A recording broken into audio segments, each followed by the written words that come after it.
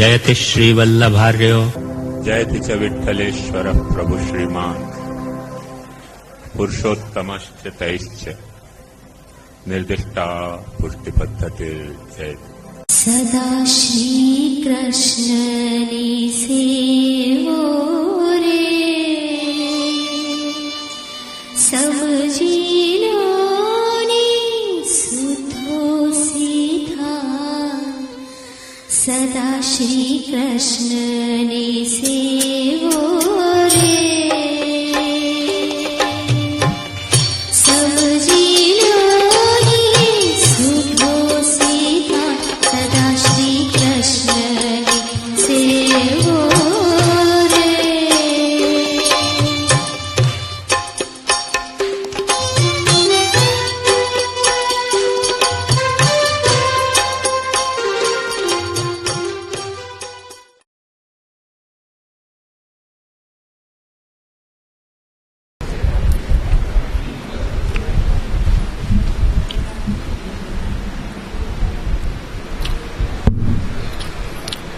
चिंता संतान हंतारो यत्पादंबुजरेण स्वीयानां तान् निजाचार्यान् प्रणमामि मुहुर्मुहुः।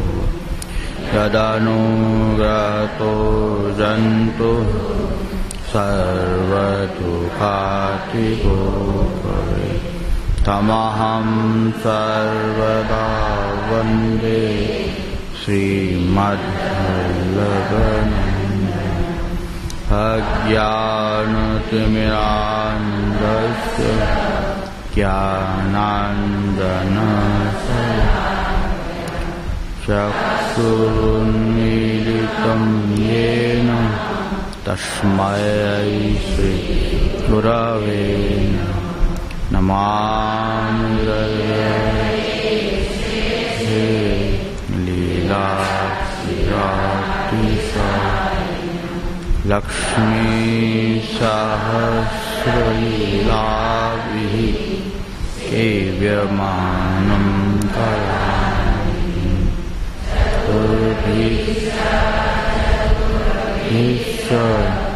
चतुर्विंशतिः षड्भिर्विराजते पंचधारते।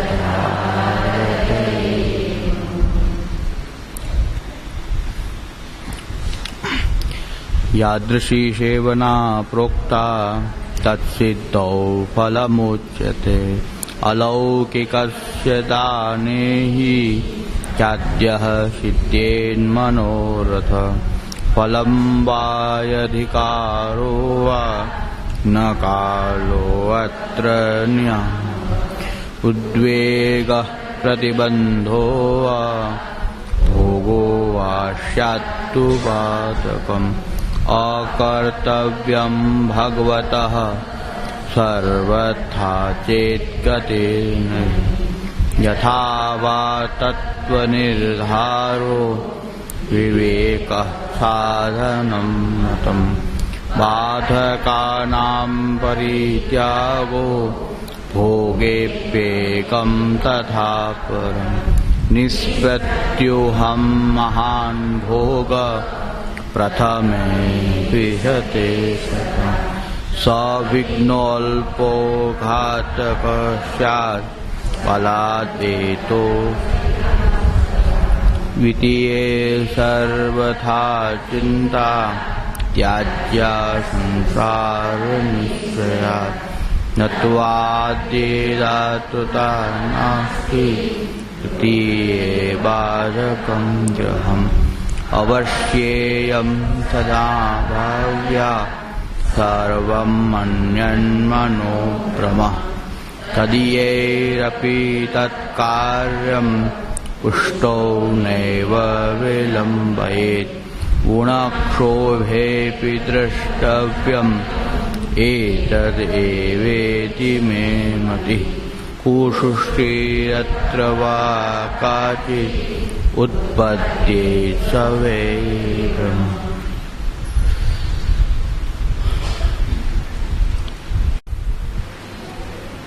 આપણે બધાએ આ જ મુકામે આ જ જગ્યાએ 16 ગ્રંથો શ્રી મહાપ્રભુજીના, જે શ્રી મહાપ્રભુજીનું વાંગમય સ્વરૂપ કહેવાય, આપણે બધાએ સાથે મળી અને મૂળ ટીકાઓ ના અધ્યયનથી આ 16 ગ્રંથો આપણે બધા અહીં સાથે મળીને ભણ્યા.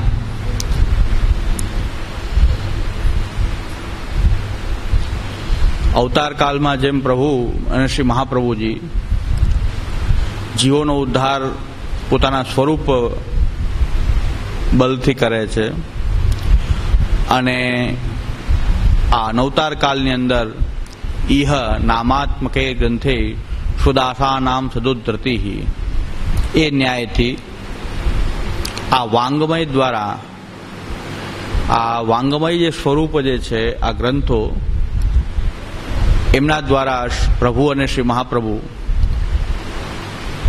જીવોનો ઉદ્ધાર કરે છે. પ્રભુનો અવતાર કાળ, જેમ આપણે દ્વાપર યુગ, સારસ્વત કલ્પ, દ્વાપર યુગમાં પ્રભુનો અવતાર કાળ માન્યો છે, અને અવતાર કાળ ઉપરાંત અનવતાર કાળની અંદર જે કૃષ્ણ લીલાનો, ભગવાન શ્રી કૃષ્ણની એ જીવોની વચ્ચે પ્રકટ થઈ અને એમનો નિરોધ કરવાની જે લીલા,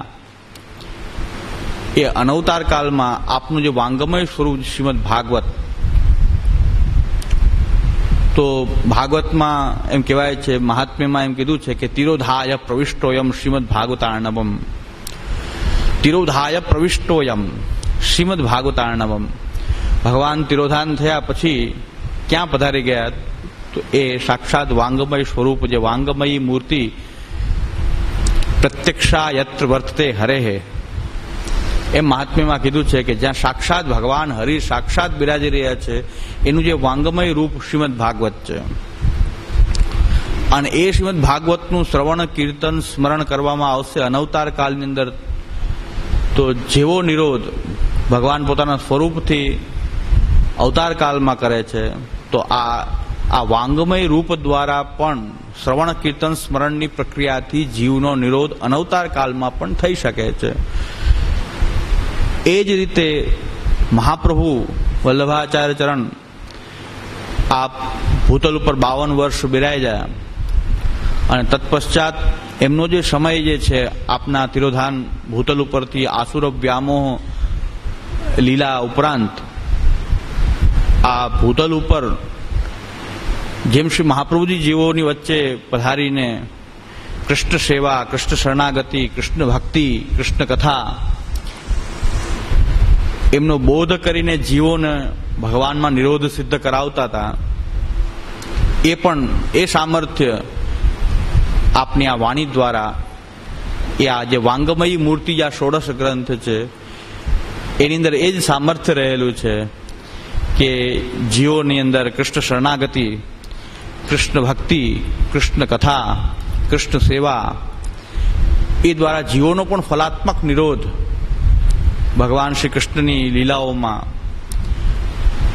એ કરાવવાનું સામર્થ્ય શ્રી આચાર્યચરણની વાણીમાં પણ એટલું જ રહેલું છે.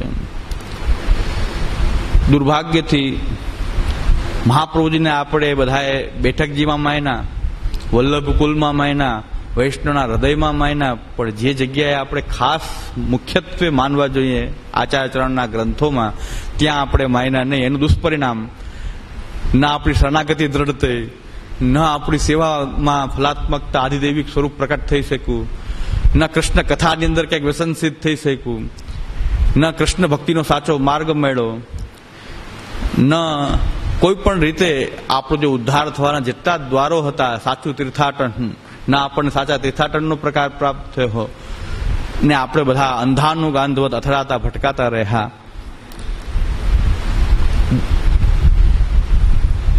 તો એ સમયમાં શ્રી મહાપ્રભુજીની વાણીનો સ્વાધ્યાય જો આપણને કરવા મળી રહ્યો છે, તો શ્રી આચાર્ય ચરણોની આપણા ઉપર એ અહેતુકી કૃપાનું જ આ દ્યોતન છે. કે શ્રી મહાપ્રભુજીની કૃપાથી આપણને આ મહાપ્રભુજીની વાણી પ્રાપ્ત થઈ છે અને આપણે બધાએ સાથે મળીને એ જે કંઈ પણ આપણી બુદ્ધિ છે, સમજણ છે, એ પ્રમાણે આપણે બધાએ સાથે મળીને 16 ગ્રંથોનો સ્વાધ્યાય, મહાપ્રભુજીના વચનો ઉપરાંત પૂર્વાચાર્યોની ટીકાઓ સાથે આપણે બધાએ ભેગા મળીને 16 ગ્રંથના આજે ઉત્તરાર્ધનો અને આપણે આ પ્રવચનમાલાનું આ છેલ્લું સત્ર છે. કારણ કે અહીં 16 ગ્રંથોની અંદર આજે સેવાફલનો જે 1-1.5 શ્લોક જ હવે બાકી છે એવું મને જાણવા મળ્યું. હું તો પોતે ભૂલી ગયો છું કે કેટલું બાકી છે, પણ છતાં મને એવું જાણવા મળ્યું કે ભાઈ 1-1.5 શ્લોક જ બાકી છે.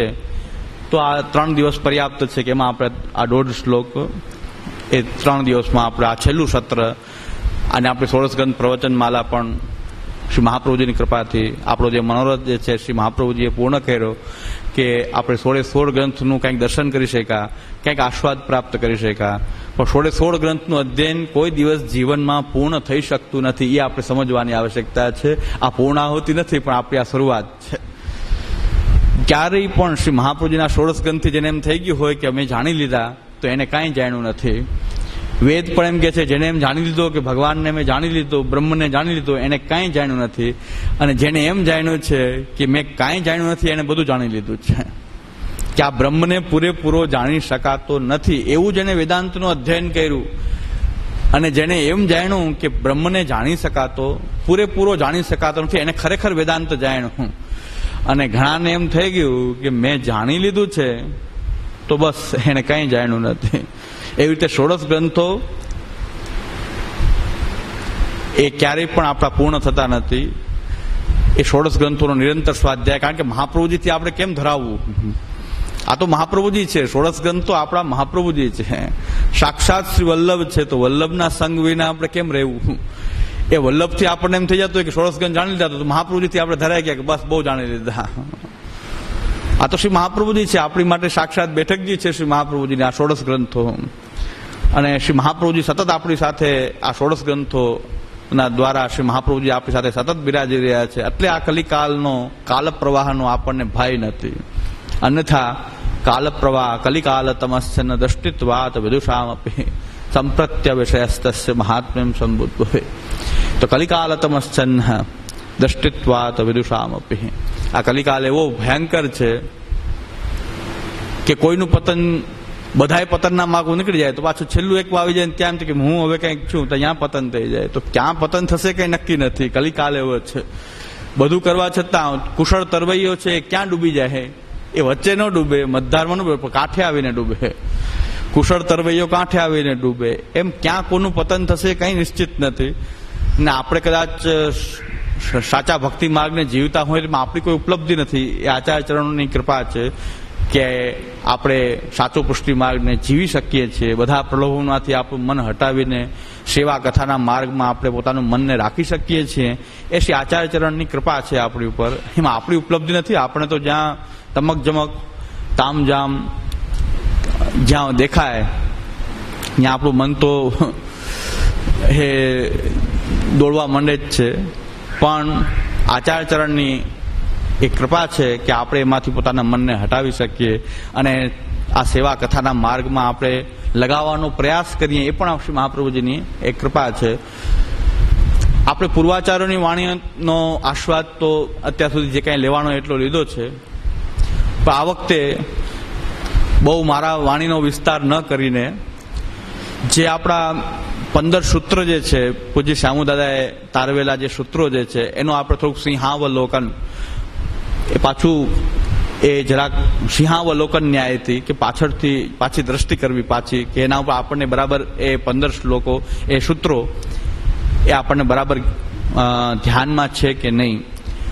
અને બીજા એક મહાન ભગવદ ભક્ત આ સંપ્રદાયના એ જેને કહેવાય સંરક્ષક કહેવાય, તો સંપ્રદાયનું જેને સંરક્ષણ કર્યું એવા મૂલચંદ તેલીવાલા, એમની જે ભૂમિકા જે છે એમનું ગુજરાતી ભાષાંતર આપણે જો સમજી લઈએ તો બધું પ્રવચન આવી જાય. મારે કંઈ વિશેષ બોલવાની આવશ્યકતા નથી.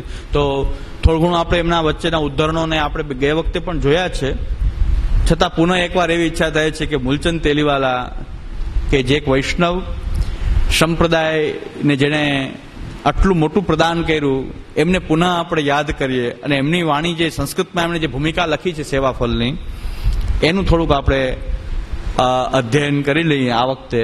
અને પછી જે 1.5 શ્લોક આપણો જે છે એ આપણે 2-3 ટીકાઓથી એ પણ આપણે જોઈ લેશું.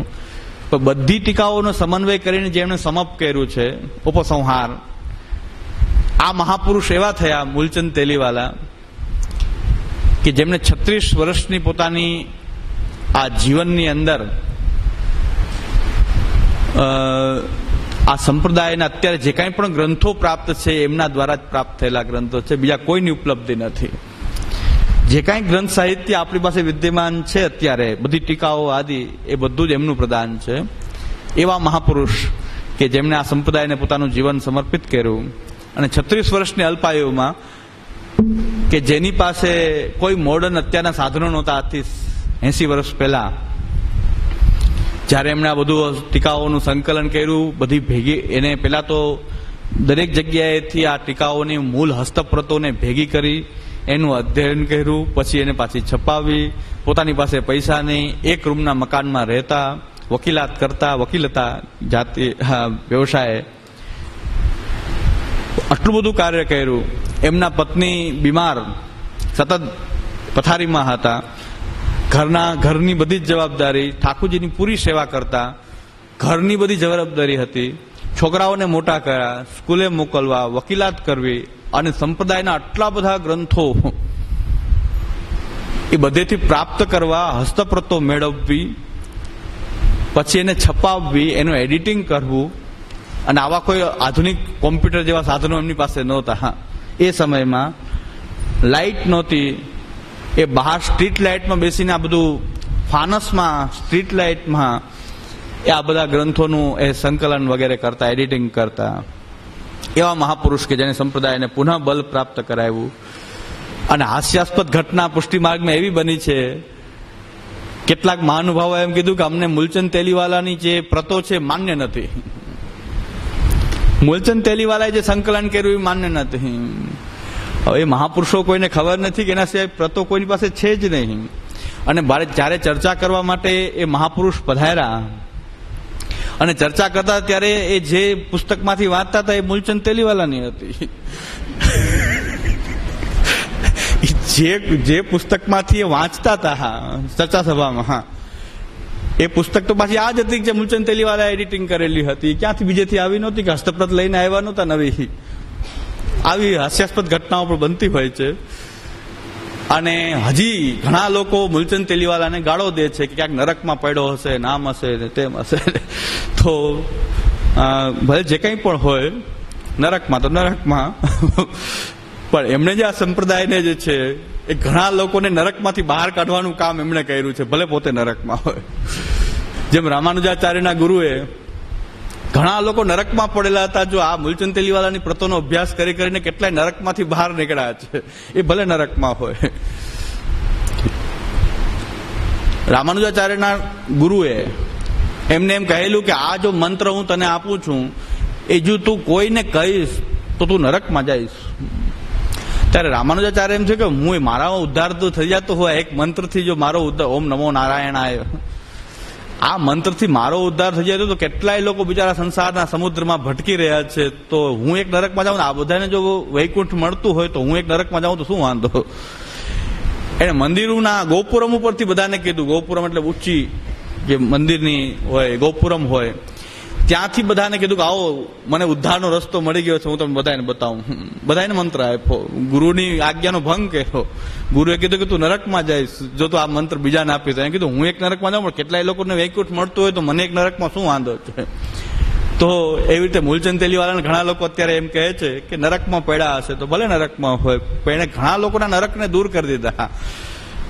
એના ઘણાના જીવનને ફરીથી પુષ્ટિ ભક્તિની અંદર જોડી દીધા. એવું કાર્ય કરનાર મહાપુરુષની વાણી જે છે. અને એ પાછા મગ્નલાલ શાસ્ત્રીના શિષ્ય. મગ્નલાલ શાસ્ત્રી પાસે પોતે ભણ્યા. 36 વર્ષમાં ક્યારે ભણ્યા, ક્યારે આટલું ગ્રંથ અધ્યયન કર્યું, ક્યારે આટલા ગ્રંથોનું સંકલન કરી લીધું, ક્યારે એટલું લખી લીધું, ક્યારે એટલું એડિટિંગ કરી લીધું, કેટલું છપાવી દીધું, અને 36 વર્ષમાં દેહ છોડી દીધો. તો પાછા ભણાવતા, પુરુષોત્તમજીના ગ્રંથો એ ભણાવતા હતા, એ પાઠશાળા ચલાવતા કે પુરુષોત્તમજીના ગ્રંથ પોતે ભણાવતા, ભણતા પણ ખરા, ભણાવતા, ગ્રંથોને છપાવતા, કેટલું બધું કાર્ય કરતા. પૈસા નહોતા બિલકુલ, પૈસા એમની પાસે હતા નહીં, એક રૂમના મકાનમાં રહેતા. આવા મહાપુરુષ કે જેને સંપ્રદાયને આટલું પ્રદાન કર્યું, એની કમસે કમ એની વાણી આપણે સાંભળીએ કે એ કેવી વાણી બોલતા હતા, કેવી એમની ઓજસ્વી વાણી હતી. તો આ વખતે મને એમ થાય છે કે મારી બહુ વાણી, મારી તો બહુ સાંભળી તમે, પણ મારી વાણી કરતા એવા મહાપુરુષની વાણી સાંભળીએ કે એમની કેવી ઓજસ્વી વાણી અંદર સંપ્રદાયના સિદ્ધાંતોને કહેતા હતા.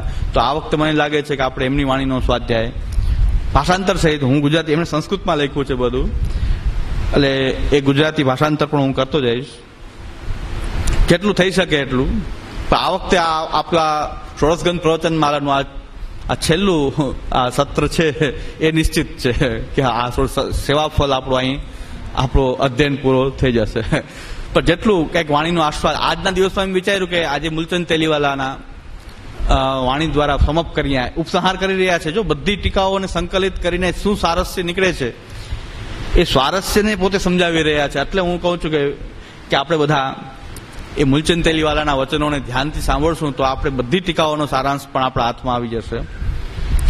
અને પૂજ્ય શ્યામુદાદાએ જે 15 સૂત્રો આની અંદરથી તારવેલા છે એટલું સમજી લેશું તો આટલું સિંહાવલોકન એટલે ફરીથી આટલું આપણે જોવું જોઈએ. હવે મને એ યાદ નથી કે આ મૂલચંદ તેલીવાલાને મને લાગે અક્ષરશ ભાષાંતર આપણે કરેલું નથી, વચ્ચે વચ્ચે ઉદ્ધરણો આપણે લીધા છે. પણ મને એમ લાગે કે આ વખતે એમને આ પછી આવા મહાપુરુષોને આપણે ક્યારે એમની વાણી સાંભળવા મળશે. એટલે એમ થઈ જાય કે આજનો લાવો લીજીએ કાલ કેને દીધી છે એ ન્યાય.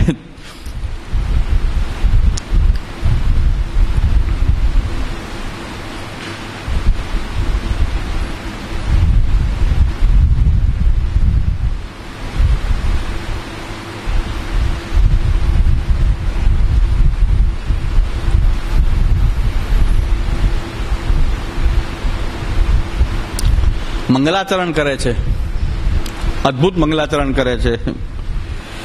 સેવાફલ તાત્પર્યમ એવો એમનો લેખ છે મૂલચંદ તેલીવાલાનો.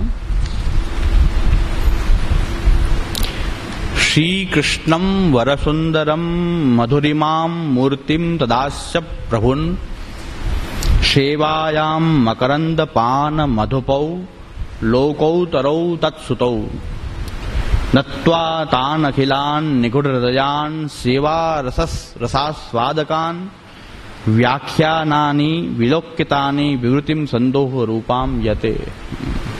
મૂલચંદ તેલીવાલા મંગલાચરણ કરે છે. વૈષ્ણવ આવું સંસ્કૃત લખતા, આવું આચાર્યચરણના વચનોને વૈષ્ણવ આ રીતે વિવરણ કરતા થાય. આપણી માટે એક રોલ મોડલ છે મૂલચંદ તેલીવાલા. બ્રાહ્મણ નહોતા, લગભગ વાણિયા હતા.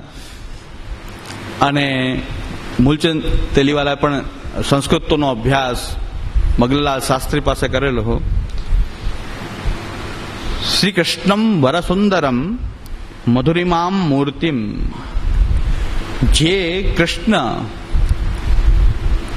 વરવાલાયક સુંદર વરસુંદરમ મધુરિમામ મૂર્તિમ તદાસ્ય પ્રભુન, જે કૃષ્ણ વરવા લાયક છે, સુંદર છે, મધુરિમામ મૂર્તિ, એક મધુરતાથી ભરેલી મધુરાધિપતે રખિલમ મધુરમ એવી મધુરિમામ મૂર્તિ, અને એમના મુખારવિંદ રૂપ શ્રી મહાપ્રભુ. એટલે કૃષ્ણને પણ, કૃષ્ણના સ્વરૂપનું પણ વર્ણન થાય છે અને મહાપ્રભુજીના સ્વરૂપનું પણ વર્ણન થાય છે કે કૃષ્ણ કેવા છે અને મહાપ્રભુજી કેવા છે. બે એકમેકથી કેવા એ જોડાયેલા છે, ઓતપ્રોત છે. કે કૃષ્ણ વરસ સુંદર છે, મધુરિમામ મૂર્તિ છે, અને એનું સૌથી ઉત્તમ અંગ જે છે ને એ આચાર્યચરણ શ્રી વલ્લભ છે. તદાસ્યમ પ્રભુન. આખા કૃષ્ણની પર્સનાલિટી એક સુંદર આવું મધુરતાથી ભરેલી છે, તો પછી મહાપ્રભુજી પણ એટલા જ મધુર છે કારણ કે એના મુખરૂપ છે. સેવાયામ મકરંદ પાન મધુપૌ લોકૌતરૌ તત્સુતૌ. દ્વિવચન પ્રયોગ છે. સેવાયામ, સેવાની અંદર, આવા જે કૃષ્ણની જે સેવા છે એ સેવાયામ મકરંદ પાન મધુપૌ, આ સેવાની અંદર આ કૃષ્ણની જે મકરંદ જે મધુરતા જે છે, પાન મધુપૌ, એ મકરંદનું પાન કરનારા જે ભમરા જે છે એ મહાપ્રભુજીના બે પુત્રો છે, શ્રી ગોપીનાથજી અને શ્રી ગુસાઈજી.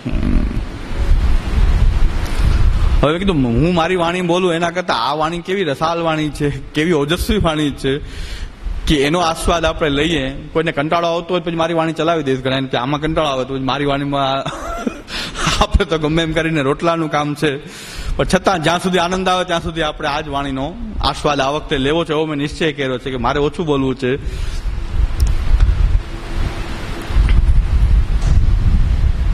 સેવાયામ મકરંદ પાન મધુપૌ લોકૌતરૌ તત્સુતૌ. લોકૌતરો આ લૌકિક પુરુષો નથી, પણ કઈક અલૌકિક સ્વરૂપો જે છે કે જે સેવાની અંદર કૃષ્ણની આ મધુરીમાં જે છે એનું જે મકરંદ જે છે એનું પાન કરનારા મધુપ છે. આ તો એ ગોપીનાથજી અને શ્રી ગુસાઈજી છે. નત્વા, એ બધાને હું નત્વા તાન અખિલાન, મહાપ્રભુજીને વંદન કરું છું, ગોપીનાથજીને ગુસાઈજીને પણ વંદન કરું છું, પણ એટલું જ નહીં, નત્વા તાન અખિલાન નિગુઢ હૃદયાન સેવા રસા સ્વાદકાન. બીજા પણ જે કઈ મહાનુભાવો છે કે જેમણે નિગુઢ હૃદયાન સેવા રસા સ્વાદકાન, કે જે આ સેવા રસનો જેમણે આસ્વાદ લીધો છે એવા બધા જ, અથવા તો બહુવચન પ્રયોગ કરીને શ્રી આચાર્યચરણો આ બે એમના પુત્રો કે જે સેવા રસનો આસ્વાદ પ્રાપ્ત કરનારા અને જેમના હૃદય અત્યંત નિગૂઢ હૃદય છે, એમના ભાવને જલ્દીથી કોઈ જાણી શકતું નથી એવા નિગૂઢ હૃદયાન તાન અખિલાન નત્વા. આ બધા જ સ્વરૂપો એટલે કે શ્રી મહાપ્રભુજી, ઠાકુરજી, શ્રી મહાપ્રભુજી, ગોપીનાથજી અને ગુસાઈજી, આ બધાને હું વંદન કરીને વ્યાખ્યાનાની વિલોક્ય, અને બીજા જે વ્યાખ્યાનો છે આની ઉપરના એનો અવલોકન કરીને તાની વિવૃત્તિમ સંદોહ રૂપામ યતે, અને હું આ બધા જે આચાર્યચરણોની જે વ્યાખ્યાઓ છે એને બરાબર જોઈને એમના ઉપર કંઈક વિવરણ કે જે બધાનો સારાંશ રૂપ હોય, સંદોહ રૂપ હોય, એ સમુચ્ચય હોય એવું કંઈક વ્યાખ્યાન કરવા માટે હું પ્રયત્ન કરું છું. નિષાદન જનોદ્ધાર પ્રકટિત તનુભિ. હવે વ્યાખ્યાન પ્રારંભ કરે છે, એટલે લેખનો પ્રારંભ કરે છે. આ મંગલાચરણ કર્યું. નિસ્સાદન જનોદ્ધાર પ્રકટિત તનુભિ શ્રીમદાચાર્ય વર્યૈ નિજ્જના સ્વલ્પેનૈવ પ્રયાસેન સર્વસિદ્ધાંત જાનીયુઃ ઇતિ કૃપયા ષોડશગંતા પ્રકટીકૃતા. નિસ્સાધન જે જીવો જે છે કે જેમને કોઈ સાધનનું અભિમાન નથી, એવા નિસ્સાધન જનોદ્ધાર પ્રકટિત તનુભિ, એવા નિસ્સાધન જીવોના ઉદ્ધાર કરવા માટે જે પ્રગટેલા છે એવા શ્રીમદાચાર્ય વર્યૈ, એવા શ્રી આચાર્યચરણ નિજ્જનાહા, અને એટલા કૃપાળુ છે શ્રી આચાર્યચરણ કે આ જીવો નિસ્સાધન છે તો સ્વલ્પેનૈવ પ્રયાસેન સર્વ સિદ્ધાંત જાનીયુઃ, બહુ થોડા પ્રયાસથી બધા સિદ્ધાંતો જાણી લે એટલા માટે કૃપયા ષોડશ ગ્રંથા પ્રકટીકૃતા. તો એમણે એવી કૃપા કરીને આ ષોડશ ગ્રંથોને બહુ અલ્પ પ્રયાસથી સર્વ સિદ્ધાંત જાણી શકાય એટલા માટે શ્રી આચાર્યચરણોએ કે થોડાક પ્રયાસથી ખાલી ષોડશ ગ્રંથોને જાણો તો બધું જ ખ્યાલ આવી જાય, દૂધનું દૂધ પાણીનું પાણી આપોઆપ થઈ જાય, શું સાચું છે શું ખોટું છે એ આપોઆપ ખબર પડી જાય, શું એ સાત્વિકતા છે શું તામસતા છે શું રાજસતા છે બધું આપોઆપ ખબર પડી જાય. પણ જો આ ષોડશ ગ્રંથ ખાલી 16 ગ્રંથ જ છે, જો એનો સ્વાદ કોઈ પ્રાપ્ત કરી લે તો બધા જ સિદ્ધાંતો જે છે એ હૃદયારૂઢ એ થઈ જાય. એટલા માટે કે બહુ પ્રયાસ ન કરવો પડે, આપણા જીવોને બહુ પ્રયાસ ન કરવો પડે, અને બહુ શાસ્ત્રોને ભણીને ખૂબ પરિશ્રમ કરીને આ ષોડશ ગ્રંથોમાં જે લખેલી વાત છે એને જો આપણે શાસ્ત્રોમાં જોઈએ તો બહુ કઠિન પરિશ્રમથી પણ કદાચ આ નિષ્કર્ષ આવે કે ન આવે ભાઈ શંકાસ્પદ છે, પણ કેટલા શાસ્ત્રોનો આ નિચોડ છે આ ષોડશ ગ્રંથો, કે જેમ શ્રી આચાર્યચરણ કહે છે, અર્થોયમ નિખિલૈરપી વેદ વાક્યૈ રામાયણૈ સહિત ભારત પંચરાત્રૈ અન્ય શાસ્ત્ર વચનૈ સતત સૂત્રૈ નિર્ણિતે સહૃદયમ હરિણા સદૈવ. આટલા બધા શાસ્ત્રોને મેં વારંવાર ઇતિ આકલ્ય સત્તમ વિચારે ચ પુનઃ પુનઃ યુક્તમ હરિણા પશ્ચાત સંદેહ વિનિવૃત્તએ. તો મહાપ્રભુજી કહે છે આટલા બધા શાસ્ત્રોને મેં એક વાર નથી જોયા, અનેક વાર આ શાસ્ત્રોને મેં ઇતિ આકલ્ય સતતમ વિચારે ચ પુનઃ પુનઃ વારંવાર જોયા, પછી વારંવાર એનો વિચાર કર્યો અને પછી મને આ નિષ્કર્ષ પ્રાપ્ત થાય છે. એ હું આ સિદ્ધાંતના રૂપમાં કહું છું. હવે કે છે વૈષ્ણવ અત્યારે શું કહે છે કે સિદ્ધાંતની જરૂર નથી. એટલે સિદ્ધાંત મહાપ્રભુજી આટલો પરિશ્રમ કરીને આ સિદ્ધાંત પ્રગટ કર્યા. હવે સિદ્ધાંત આપણે નિર્ણય કરી રહ્યા છે કે સિદ્ધાંત જ જરૂરી નથી. તો આ કેવી આસુરી વૃત્તિ આપની અંદર પ્રકટ થઈ ગઈ છે કે મહાપ્રભુજી કહે છે કે તમને બહુ પ્રયાસ ન કરવો પડે, એટલે હું વારંવાર વિચાર કરીને આ બધા શાસ્ત્રોનું દોહન કરી અને આ ષોડશ ગ્રંથ એ પ્રકટ કર્યા. જેથી કરીને જેમાં લખ્યું છે કે સ્વલ્પેનૈવ પ્રયાસેન સર્વ સિદ્ધાંતમ જાનીયુઃ. એ સ્વલ્પેનૈવ પ્રયાસેન સર્વ સિદ્ધાંતમ જાનીયુઃ ઇતિ કૃપયા શ્રી આચાર્યચરણ ઇતિ કૃપયા ષોડશ ગ્રંથાઃ પ્રકટીકૃતાઃ. તો આ રીતે ષોડશ ગ્રંથ શ્રી મહાપ્રભુજીએ પ્રકટ કર્યા. કમસે કમ બીજું કઈ નહીં તો ષોડશ ગ્રંથોને તો આપણે હજી એમ નથી કહીએ તો ષોડશ ગ્રંથમાં પણ જો એક ગ્રંથ પણ જેમ શાંતિથી ભણી લેવામાં આવે તો પણ ઘણું બધું પ્રાપ્ત થઈ શકે એવા ગ્રંથો છે. હા, બહુ ગ્રંથ ચાલો 16 નહીં તો એક ગ્રંથ પણ જો સરખી રીતે ભણી લેવામાં આવે તો પણ સિદ્ધાંત સ્પષ્ટ થઈ શકે છે. એવી ચમત્કૃતિ રહેલી છે આ ગ્રંથોમાં. કારણ કે વાર્તા પ્રસંગોમાં જોઈએ તો મહાપ્રભુજી કોઈની માટે એક જ ગ્રંથ આપ્યો, પણ એ ગ્રંથને શ્રી આચાર્યચરણ એમને ભણાવ્યો. તો એક ગ્રંથથી પણ એમને પુષ્ટિમાર્ગ જીવન જીવવાનો, આખા જીવન જીવવાનું જે ભાથું છે મળી ગયું એક ગ્રંથના અધ્યયનથી. આ એવા ગ્રંથો આ ષોડશ ગ્રંથો છે. તો પ્રકટીકૃતાઃ યદ્યપિ તમધિકારિણમ ઉદ્દેશ્ય આચાર્ય એતે ગ્રંથા પ્રણીતા તથાપ્ય આચાર્યાણામ યાવન્ત્યુક્તયસ્તાસ્યામ ન્યાયરૂપત્વાत् તત્તાત્પર્યમ સર્વથા ત્રિકાલ અબાધ્ય બાધ્યમ અપરિચ્છિન્નમ ઇતિ તુ નિર્વિવાદમ તદ્ગ્રંથા અધ્યેતॄણામ. યદ્યપિ તમ અધિકારિણમ ઉદ્દેશ્ય આચાર્ય એતે ગ્રંથા પ્રણીતા. અમુક અધિકારીઓને માટે અમુક ગ્રંથો શ્રી મહાપ્રભુજીએ કહેલા છે. જેમ કે ગોવિંદ દુબે વિનંતી કરી કે ભાઈ વ્રજલીલાની સેવા કરું છું, ચિત્ર રાજલીલામાં જાય છે તો એમની માટે નવરત્ન પઠાવી દીધું. વિષ્ણુદાસ છીપાએ એમ કીધું કે મને તો કઈ સિદ્ધાંત ખબર પડતી નથી, તો મહાપ્રભુજી એમને સેવાફળ ભણાવી દીધું, વિવરણ સહિત ભણાવ્યું. તો નાનદાસ અંબાલયના વાસીને પ્રશ્ન એ હતો કે ધંધામાં એવી રીતે ગોઠવાઈ ગયા છે કે કોઈ સેવાનો કથાનો કોઈ સમય રહેતો નથી, તો કેવી રીતે હવે પુષ્ટિ જીવન યાપન કરવું? તો મહાપ્રભુજી બાલબોધ એમને પઠાવી દીધું. નાનદાસ અંબાલયના વાસી, ચલો ભૈયા ગોકુલ કબ ચલેંગે. તો તમ અધિકારીણમ ઉદ્દેશ્ય, એ અધિકારી માટે તમ અધિકારીણમ ઉદ્દેશ્ય આચાર્ય એતે ગ્રંથા પ્રણીતાઃ. એ અધિકારી માટે તમ અધિકારીણમ ઉદ્દેશ્ય આચાર્ય એ ગ્રંથા ઉપદિષ્ટાઃ. તેમને એ ગ્રંથોનો ઉપદેશ આચાર્યચરણે કર્યો.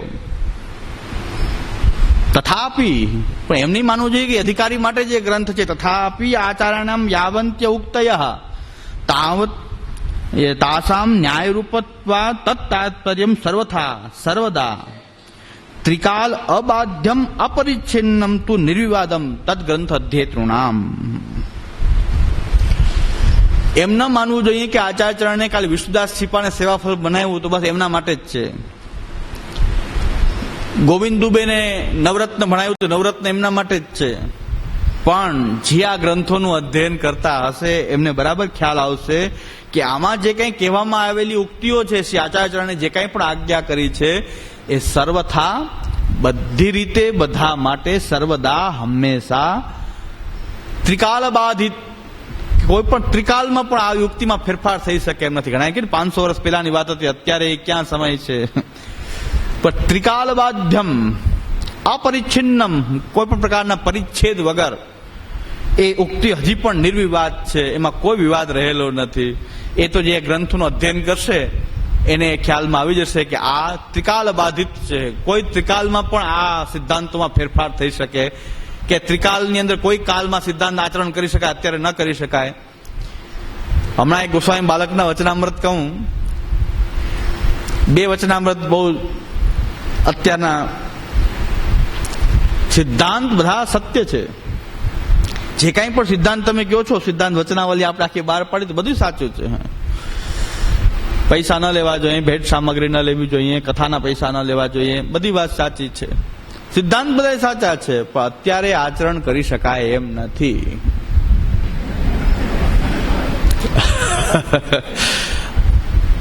હવે કારણ એના કરતા ભયંકર, અત્યારે આચરણ ન કરી, આ તો એક ભયંકર ઉક્તિ છે.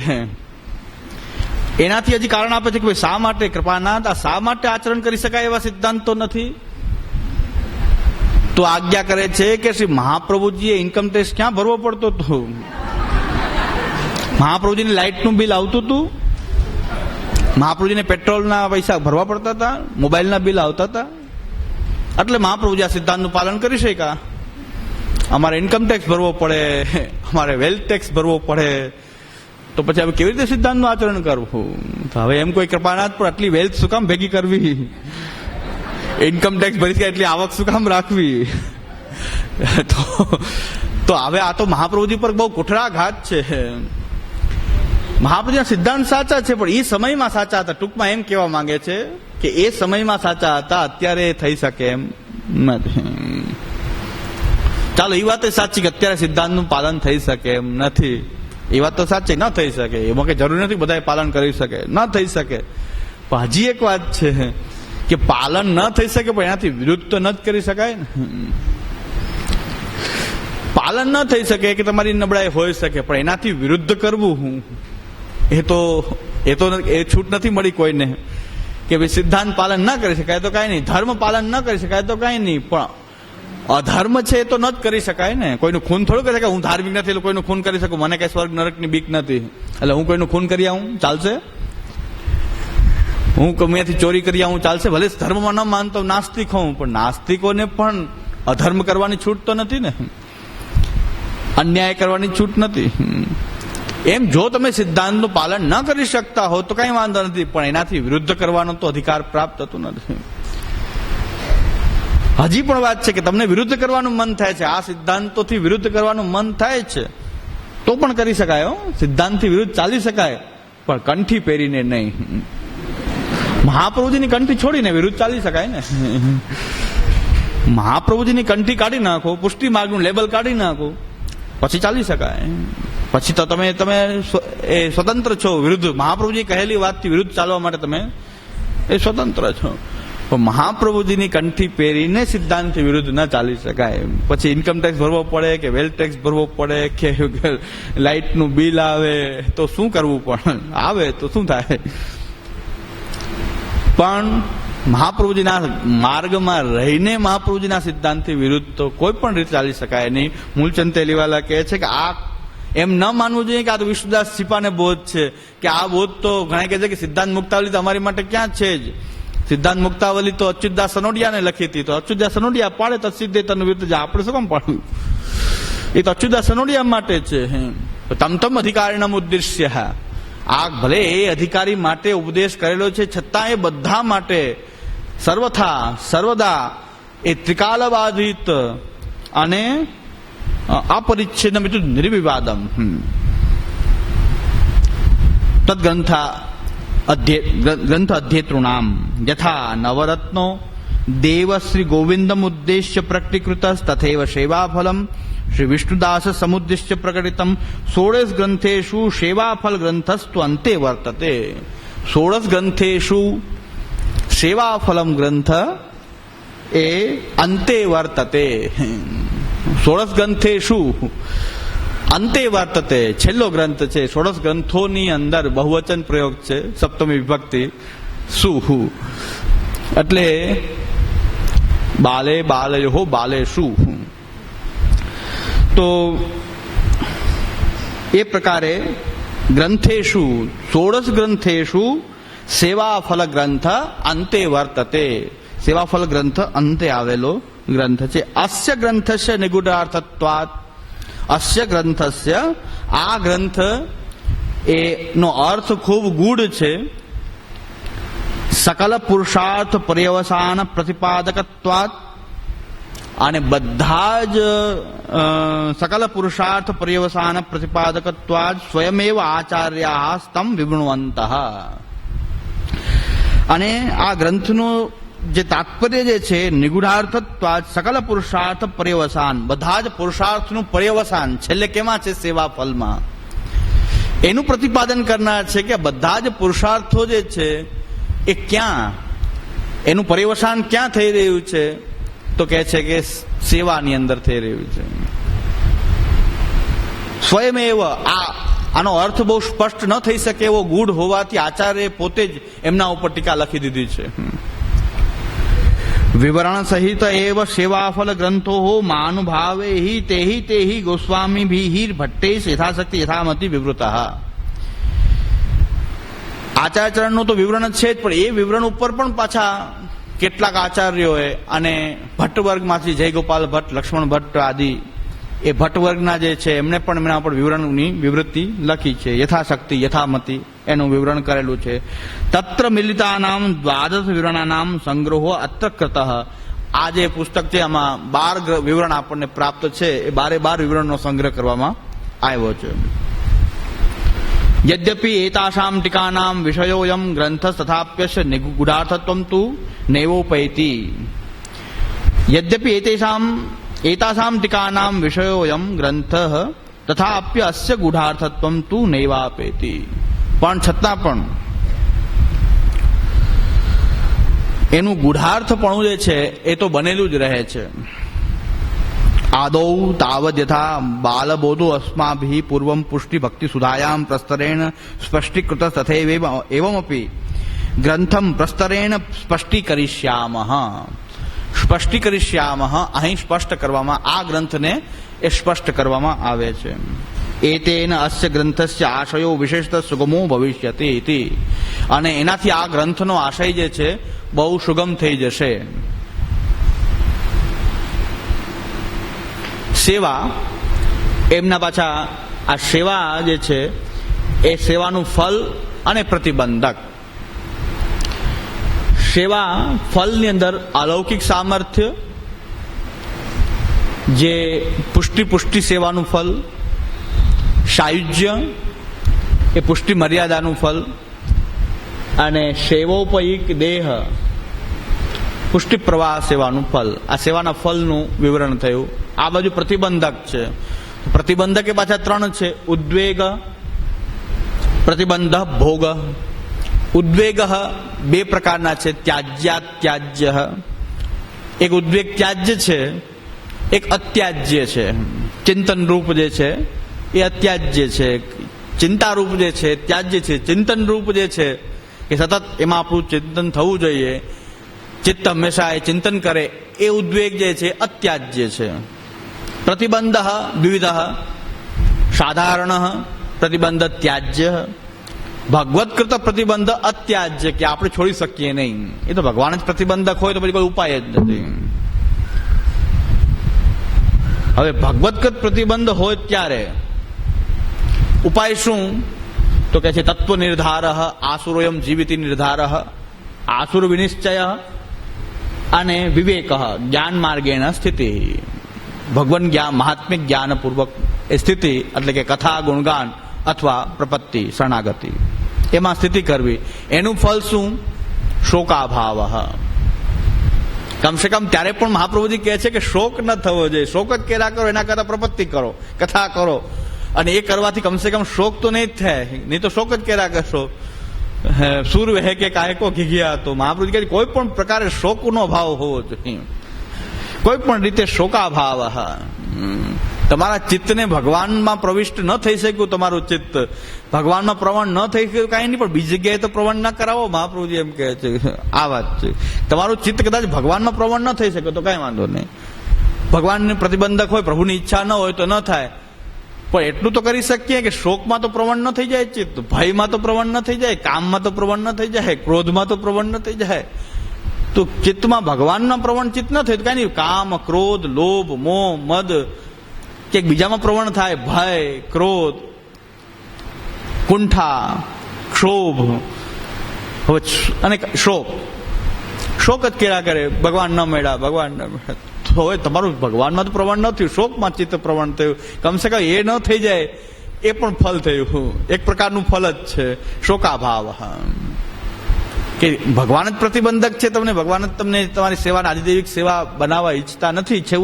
છેવટે આપણને એવું લાગે, બધા ઉપાય અજમાવવા છતાં પણ આપણી આધિદૈવિકતા, ચિત્તની પ્રવણતા સિદ્ધ ન થતી હોય તો એ મહાપ્રભુજી કહે છે શોકનો અભાવ થાય એટલા માટે કમસે કમ ભગવાન મહાત્મિક જ્ઞાનમાં એ સ્થિતિ કરવી અને પોતે માની લેવું કે આપણી અંદર આસુરાવેશ છે, ત્યાં સજાવું બનશે, આસુરાવેશ દૂર થઈ જશે, પછી પ્રભુ દાન કરશે. તો આસુરો એમ જીવિતિ નિર્ધાર તથા જ્ઞાન માર્ગેણ સ્થાતવ્યમ શોકાભાવાય વિવેક. શોકનો અભાવ એ થાય. મહાપ્રભુજી કેટલા ક્યાં સુધી એમ જેને કહેવાય પોઝિટિવ કહેવાય, પોઝિટિવ એપ્રોચ મહાપ્રભુજીનો ત્યાં સુધી છે કે ભગવાનમાં ચિત્ત પ્રવણ ન થયું તો ભગવાનની ઈચ્છા હોય તો પ્રવણ થાય, પણ બીજી જગ્યાએ તો ન પ્રવણ થવું એટલું તો કંઈક આપણે કરી શકીએ કે ન કરી શકીએ. ભગવાન સર્વમેવ કરોતી ભજનમ વિના ન કરોતી તથા ભજનમ વિના ન કરોતી. ભગવાન બધું જ કરશે પણ ભજન વિના તો નહીં કરે, એ સમજી લેવું. ભગવાન સર્વમ એ સ્વયમેવ કરોતી પરંતુ ભજનમ વિના ન કરોતી. બધું કરશે ભગવાન જ, પણ તમને હાથ ઉપર હાથ રાખીને બેઠા રહેશો તો કઈ નહીં થાય. ભજનમ વિના ન કરોતી, ભજન કર્યા વગર તો કઈ પ્રાપ્ત નહીં થાય. અને ભજન કરીને પણ જે કઈ પ્રાપ્ત થશે તમારી ઉપલબ્ધિ નહીં હોય, ભગવાનના એ ફલદાન કરવાના સામર્થ્યથી જ થશે, તમારા સામર્થ્યથી તો નહીં જ થાય. એટલું સમજી લે તો એ ઘણું શોકા ભાવે. નકર ઘણા સેવા કરીને પાછા અધર્વેદ ચાલતા હોય, અમારી સેવા આવે, ક્યાંથી પડ્યો પાછો, એ અધર ચાલતો હોય. હમણાં એક વૈષ્ણવ ષોડશગંધ મારી પર અમારા આ ગ્રંથોના અધ્યયનમાં જ આવે છે, અહીંના નથી.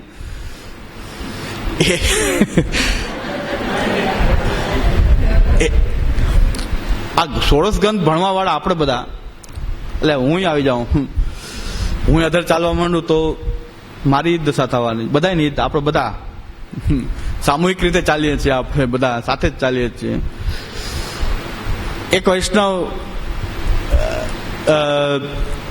વૈષ્ણવના ઓલા ખરખરા માટે ગયા, ત્યાં પછી આ સિદ્ધાંતના વૈષ્ણવ સિદ્ધાંતની વાત, ત્યાં પાછા સિદ્ધાંતની જ વાત છેડતા હોય, ખરખરામાં સિદ્ધાંતની વાત છેડતા હોય. સિદ્ધાંત આપણા તો સિદ્ધાંતિક વૈષ્ણવ જઈને બે સિદ્ધાંતિક વૈષ્ણવ એકબીજાના ખરખરામાં ગયા, ત્યારે ઓલા વૈષ્ણવે કે તમારું પુષ્ટિ જીવન અધૂરું છે અને તમારી સેવા એ સેવા ન કહેવાય. ડોલાભાઈ કે કેમ? આપણે મહાપ્રભુ સિદ્ધાંત પ્રમાણે સેવા કરીએ છીએ અને મહાપ્રભુ સિદ્ધાંતનું પાલન કરીએ છીએ, તો પછી સેવા કેમ ન કહેવાય? એક તો કે પહેલા તમારી સેવા શું કામ ન કહેવાય કે તમારે ત્યાં ચિત્ર સેવા છે, આટલી સેવા બરાબર અધૂરી રહી. સ્વરૂપ સેવા નથી, ચિત્ર સેવા છે એટલે સેવા અધૂરી રહી. હા, બીજું તમે પાછા એક ટાઈમ પહોંચો, એટલે એક ટાઈમ વાળાની સેવા એ સેવા ન કહેવાય. અમે બે ટાઈમ કરીએ, તમે એક ટાઈમ કરો. તમારે આ ચિત્રજી, મારે આ લાલન. મૂળ પાછું કહેવાનું તાત્પર્ય એમ કે હું કેવો સિદ્ધ. તમારા ઠાકોરજી, એક તો ઠાકોરજીમાં પણ ચિત્ર સેવા અધૂરી. તમે સકડી ધરો પણ એક ટાઈમ કરો એ અધૂરું. અમે બે ટાઈમ કરીએ. એટલે મેં કીધું આ તો પાછું ગાડી હતી ત્યાં નહીં આવી, ભણીને હરીફરીને હાલ ડોસી વાળામાં. ડોસી બિચારી આજુબાજુ ચક્કર મારે, પાછી બેસે તો વાડામાં પાછી, તો હરીફરીને હાલ ડોસી વાડામાં. સિદ્ધાંત ન ભણ્યા હોત તો કઈ વાંધો નતો, આવી વાતો કરે. ભણીને પાછી આ જ વાત થતી હોય તો મેં કીધું મારામાં ખામી છે, મારે ભણાવવામાં ખામી છે. એટલે હવે પાછો હું જવાનો છું મહિના દિવસ પછી, ત્યારે એ પાછું રોઈશ ત્યાં જઈને કે મારા ભણાવવામાં ખામી છે, તમારા સમજવામાં ખામી હોય તો ઠીક છે, પણ મારામાં તો ખામી છે કે આપણે સોળસ ન્યાય નિરોધ લક્ષણ આવી ગયા છીએ. ત્યાં હવે એક જ ગ્રંથ બાકી છે ને પાછું છેલ્લે આ જ નીકળી વાત. એક સિદ્ધાંતિક વૈષ્ણવ બીજા સિદ્ધાંતિક વૈષ્ણવ એમ કે તમારા ઠાકોરજીમાં ખામી, તમારી સેવામાં ખામી, અને એના કરતા હું સિદ્ધ છું, કારણ કે મારે અહીંયા લાલન બિરાજે, હું બે ટાઈમ સેવા કરું. હવે સેવાનું મૂલ્યાંકન બે ટાઈમથી થાય, એક ટાઈમથી થાય, 3 ટાઈમથી થાય, બહુકાલથી થાય. પછી ચિત્ર સેવા શું છે, સ્વરૂપ સેવા, હજી એમાં આપણે ઝઘડીએ છીએ. કે ચિત્ર સેવામાં સ્વરૂપ સેવા. હવે આપણે ચિત્રની સેવા કરતા હોય તો વ્યર્થ છે, પણ આપણે ચિત્રની સેવા નથી કરતા, આપણે કૃષ્ણ સેવા કરીએ છીએ. ચિત્રને સેવતા જ નથી લાલનને સેવતા, નથી મૂર્તિને સેવતા, આપણે કૃષ્ણને સેવીએ છીએ. એ ચિત્ર નથી, કૃષ્ણ છે. ચિત્ર બુદ્ધિ આવી તો વ્યર્થ છે. સાચું, એ ચિત્ર બુદ્ધિ છે એ વાંધોકારક છે, પણ ચિત્ર નથી, કૃષ્ણ છે. કૃષ્ણ સેવા સદા કાર્ય. અતસ્તુ બ્રહ્મવાદેન કૃષ્ણે બુદ્ધિર વિધીયતામ. કૃષ્ણે બુદ્ધિર વિધીયતામ અતસ્તુ બ્રહ્મવાદેન. બ્રહ્મવાદ વિના પાછું આ એક ટાઈમ પૂછો કે બે ટાઈમ. મહાપ્રભુજી કહી રહ્યા છે, શ્રી મહાપ્રભુજી પોતે આજ્ઞા કરી રહ્યા છે કે સેવનમ યોગ્યાનુસારેણ અલ્પમ બહુવા ન પ્રયોજકમ. સેવા તમારી યોગ્યતા અનુસાર કરો. એક વાર કરો કે બે વાર કરો કે ત્રણ વાર કરો કે આખો દી સેવામાં રહ્યો એ મહત્વનું નથી. અલ્પમ બહુવા ન પ્રયોજકમ સેવનમ યોગ્યાનુસારેણ. સેવા તમારી યોગ્યતા અનુસાર કરશો તો તમારું ચિત્તનું ભગવત પ્રવણતા સિદ્ધ થશે. અને આપણા મનમાંથી કાઢી નાખીએ કે આ ચિત્ર છે કે વસ્ત્ર છે કે મૂર્તિ છે કે પાષાણ વિગ્રહ છે કે જે કાંઈ પણ વિગ્રહ છે, આપણી માટે પ્રત્યક્ષ સાક્ષાત શ્રી કૃષ્ણ છે તો જ તમારી સેવા છે. નહીં તો બાજુ ભસ્મ હોમ તુલ્ય છે. એ રાખ અગ્નિ બળેલી હોય, પ્રજ્વલિત હોય ત્યારે યજ્ઞ કરો તો એ આહુતિ દેવતાઓને પહોંચે. ઠરી ગઈ હોય ને એમાં આહુતિ કરો તો અહીંયા એ ભસ્મમાં રહે છે, કોઈ દેવતાઓને પ્રાપ્ત થતી નથી. એવી રીતે જો તમે ચિત્ર માનીને સેવા કરતા હશો તો એ ભસ્મમાં હોમ છે.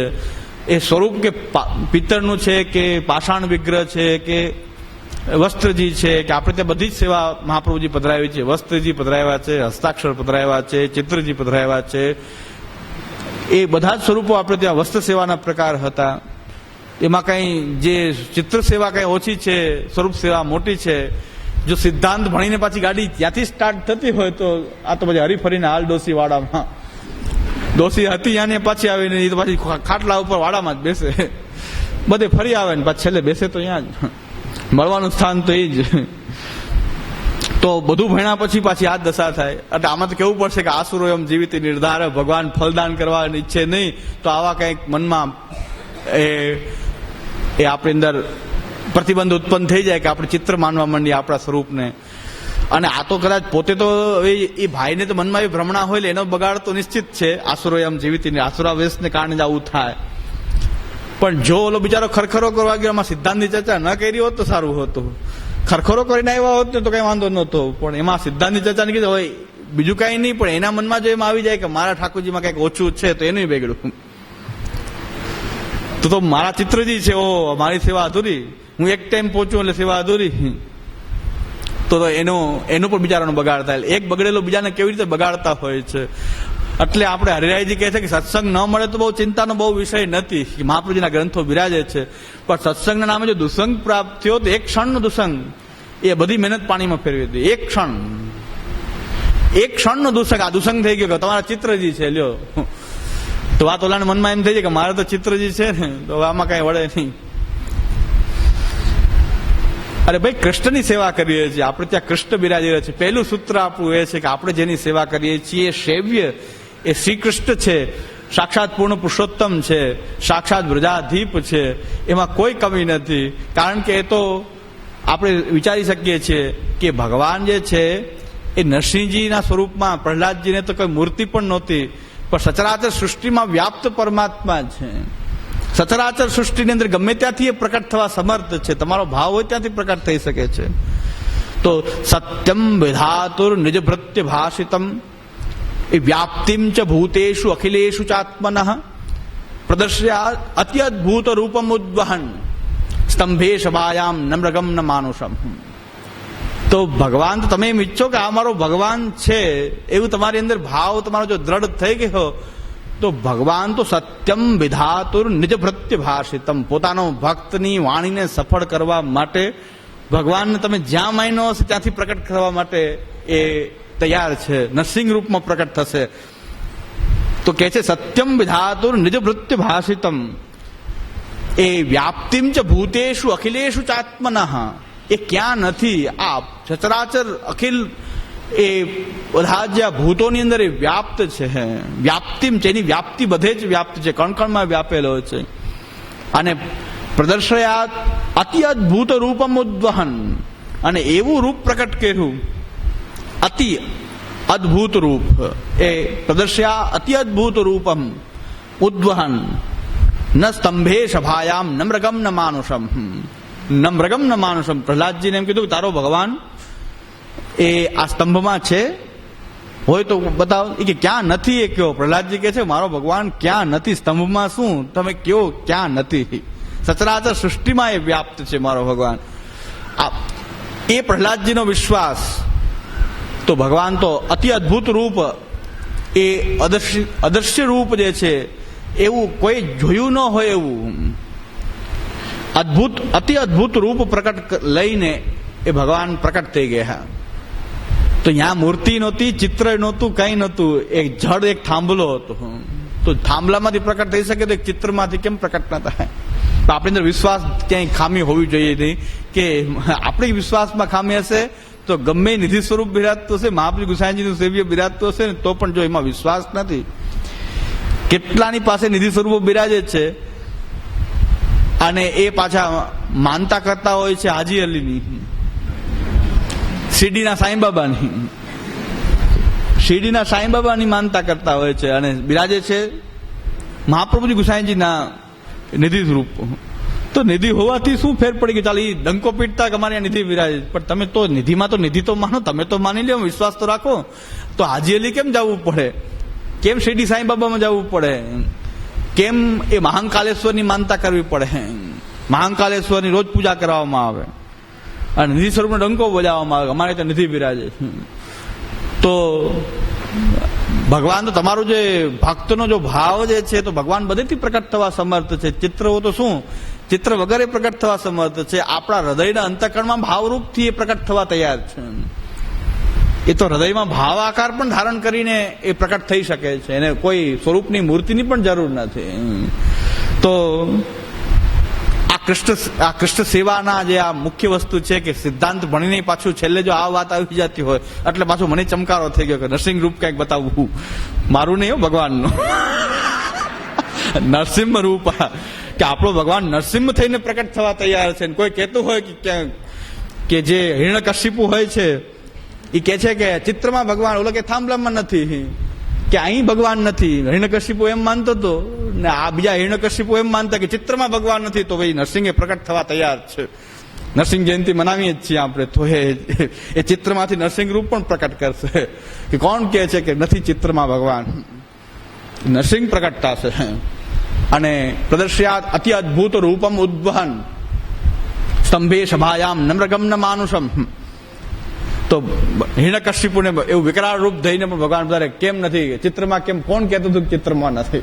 નરસિંહ જયંતિ છે. હા, તો નરસિંહ જયંતિનું બહુ મહાત્મ્ય છે કે ભગવાનનું નરસિંહ રૂપનું એટલે મેં દર્શન જરાક કરાવી દીધું કે તમે એક તો આપણે નિયમ લેવો જોઈએ. પહેલા તો સેવા ફળ ગ્રંથમાં એક નિયમ લેવો જોઈએ કે કોઈ સેવા કરતું હોય તો એને સેવા કરવા દઈએ, કોઈની સેવામાં આપણે ડિસ્ટર્બ ના કરીએ.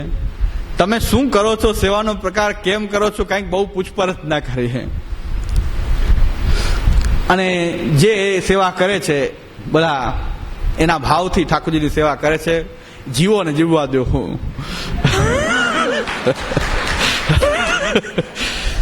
જે ચર્ચા કરવાની છે સિદ્ધાંતની છે, લીલા અવગાહનની છે, ગુણગાનની છે, સેવાની ચર્ચા એ કરવી જોઈએ. કોઈની સેવામાં ડિસ્ટર્બ કરવું જોઈએ નહીં, ત્યાં તાકજાક કરવા જવું નહીં, શું કરો ને કેમ કરો ને કઈ જોવા જવું નહીં, કોઈને સલાહ સૂચન કરવી નહીં. સેવા એના ભાવથી જે કરે છે એમને કરવા દેવી જોઈએ. બીજો મને એક પ્રસંગ એ પણ જાણવા મળ્યો, એટલે હું તો બધું બોલી દઉં છું, એટલે બધાને ખરાબ લાગતો પણ છતાં પણ હું તો કઈ છુપાવતો નથી.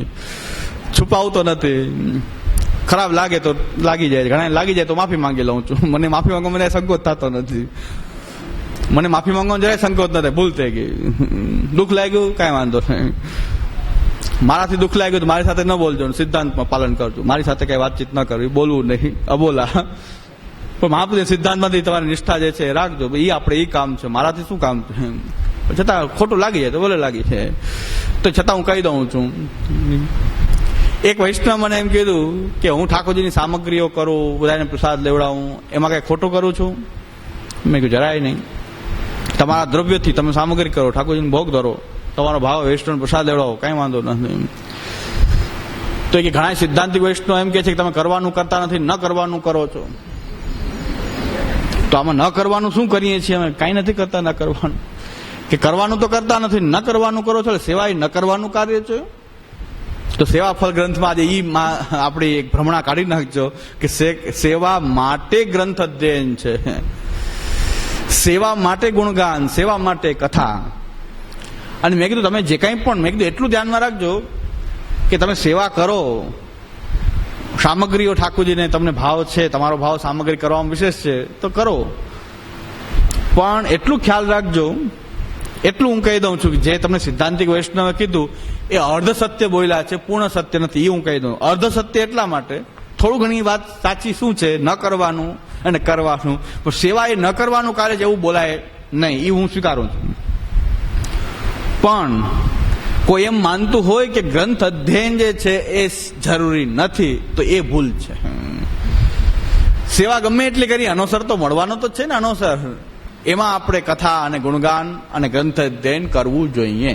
હું એમ નથી કહેતો કે ક્યારે કરો, પણ અનુસર તો પ્રાપ્ત થતો જ હોય ને. એવી સેવા તો કોઈની ન હોય કે અનુસર મળતો જ ન હોય. અનુસર તો 2 ટાઈમની સેવા કરશો, બધું કરશો, પણ અનુસર તો કંઈક મળશે. એમાં તમે એમ માનશો કે સેવા કરી લીધી, હવે આપણે ગ્રંથ અધ્યયનની જરૂર નથી, તો એ આગળ આમાં આવી જશે કે ગ્રંથ અધ્યયન ન કરવાથી સેવા પણ ક્રિયાત્મિકા થઈ જાય છે. ક્યારે ક્રિયાત્મિકા થઈ જશે તમને ખબર નહીં પડે. સેવાની અંદર જે ભાવ વધતો જવો જોઈએ એ ભાવ વધશે નહીં. જો અનુસરમાં આપણે કથા, અનુસરની અંદર અનુસર વધારે રાખવો એ જરૂરી નથી, પણ મળે તો છે ને. સેવા પૂરી કર્યા છતાં પણ અનુસર તો પ્રાપ્ત થવાનો જ છે. એ અનુસરનો ઉપયોગ આપણે કથામાં કરવો જોઈએ. યાવત શક્તિ, જેવી શક્તિ છે એવો યાવત શક્ય કથામાં વિનિયોગ કરવો જોઈએ. ગુણગાન કરવું જોઈએ, ગ્રંથાભ્યાસ કરવો જોઈએ. એ ન કરવું જોઈએ એવી દ્રષ્ટિ રાખો છો, એ ન કરવાનું કામ છે. બાકી તમે ઠાકોરજીની સામગ્રી કરો, ભોગ ધરો, પ્રસાદ લેવડાવો, વૈષ્ણવને કોઈ લેવડાવતા હો તો એમાં ખોટું નથી, પણ ગ્રંથ અધ્યયન જરૂરી નથી ને આ જ જરૂરી છે એમ માની લેશો તો ક્યારે ક્રિયાત્મકતા તમારી સેવામાં ખાલી ક્રિયા રૂપ થઈ જશે. સેવા મન અને વાણીમાંથી સેવા નીકળી જાય અને ખાલી ક્રિયામાં રહી જશે, તો સેવાનું એ આદિભૌતિક રૂપ પ્રકટ થશે, પણ તે આદિદૈવિક રૂપ છે સેવાનું પ્રકટ નહીં થઈ શકે. એ ખ્યાલ રાખવો એ જરૂરી છે. એટલે કે ગ્રંથાધ્યયનને ભૂલવું નહીં, પણ કેટલું કરવું, ક્યારે કરવું એ દરેકની અનુકૂળતા પ્રમાણે એ રહેલું છે. નહીં તો આ જ વાત પાછી આવી જશે કે સેવામાં ચિત્ર સેવા ઓછી છે. આ ગ્રંથ અધ્યયન, અનુસરમાં ગ્રંથોનું અધ્યયન ન કરવાનું પરિણામ શું આવ્યું કે ચિત્ર સેવા એ સેવા નથી, અધૂરી સેવા. પછી 2 ટાઈમની સેવા મુખ્ય ને 1 ટાઈમની કરો એટલે એ અધૂરી. એટલે બધું તમે અધૂરા જ છો અને હું પૂર્ણ છું. પૂર્ણસ્ય પૂર્ણમાદાય પૂર્ણમેવાવશિષ્યતે. તમે બધા અધૂરા છો, અમે પૂર્ણ છીએ, કારણ કે 2 ટાઈમ કરીએ છીએ. 2 ટાઈમ બધા કરતા કોણ હોય ને કેવી રીતે કરતા હોય તો અદભુત લીલા છે. પાછી ઇનકી વાર્તા કાં તાઈ કહીએ કે એ તો અદભુત લીલા છે કે પાછી 2 ટાઈમમાં ઘરમાં 2 જણા સેવા કરતા હોય તો એકબીજા વાટ જોતા હોય કોણ જાય ઉત્થાપનમાં. અને પાછા દાવો કહે કે 2 ટાઈમ કરીએ છીએ તો ઉત્થાપનમાં કોણ જાય, એકબીજા સામું જોતા કે આજે કોણ જાય.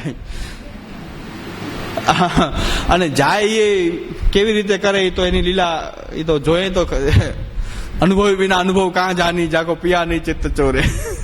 પ્રેમ કે સિંધુ કો મર્મ જાણ્યો નહીં, સૂર કહે કાં ભયો દેવ. આમાં તો એ લીલા મેં તો ખૂબ જોઈ છે.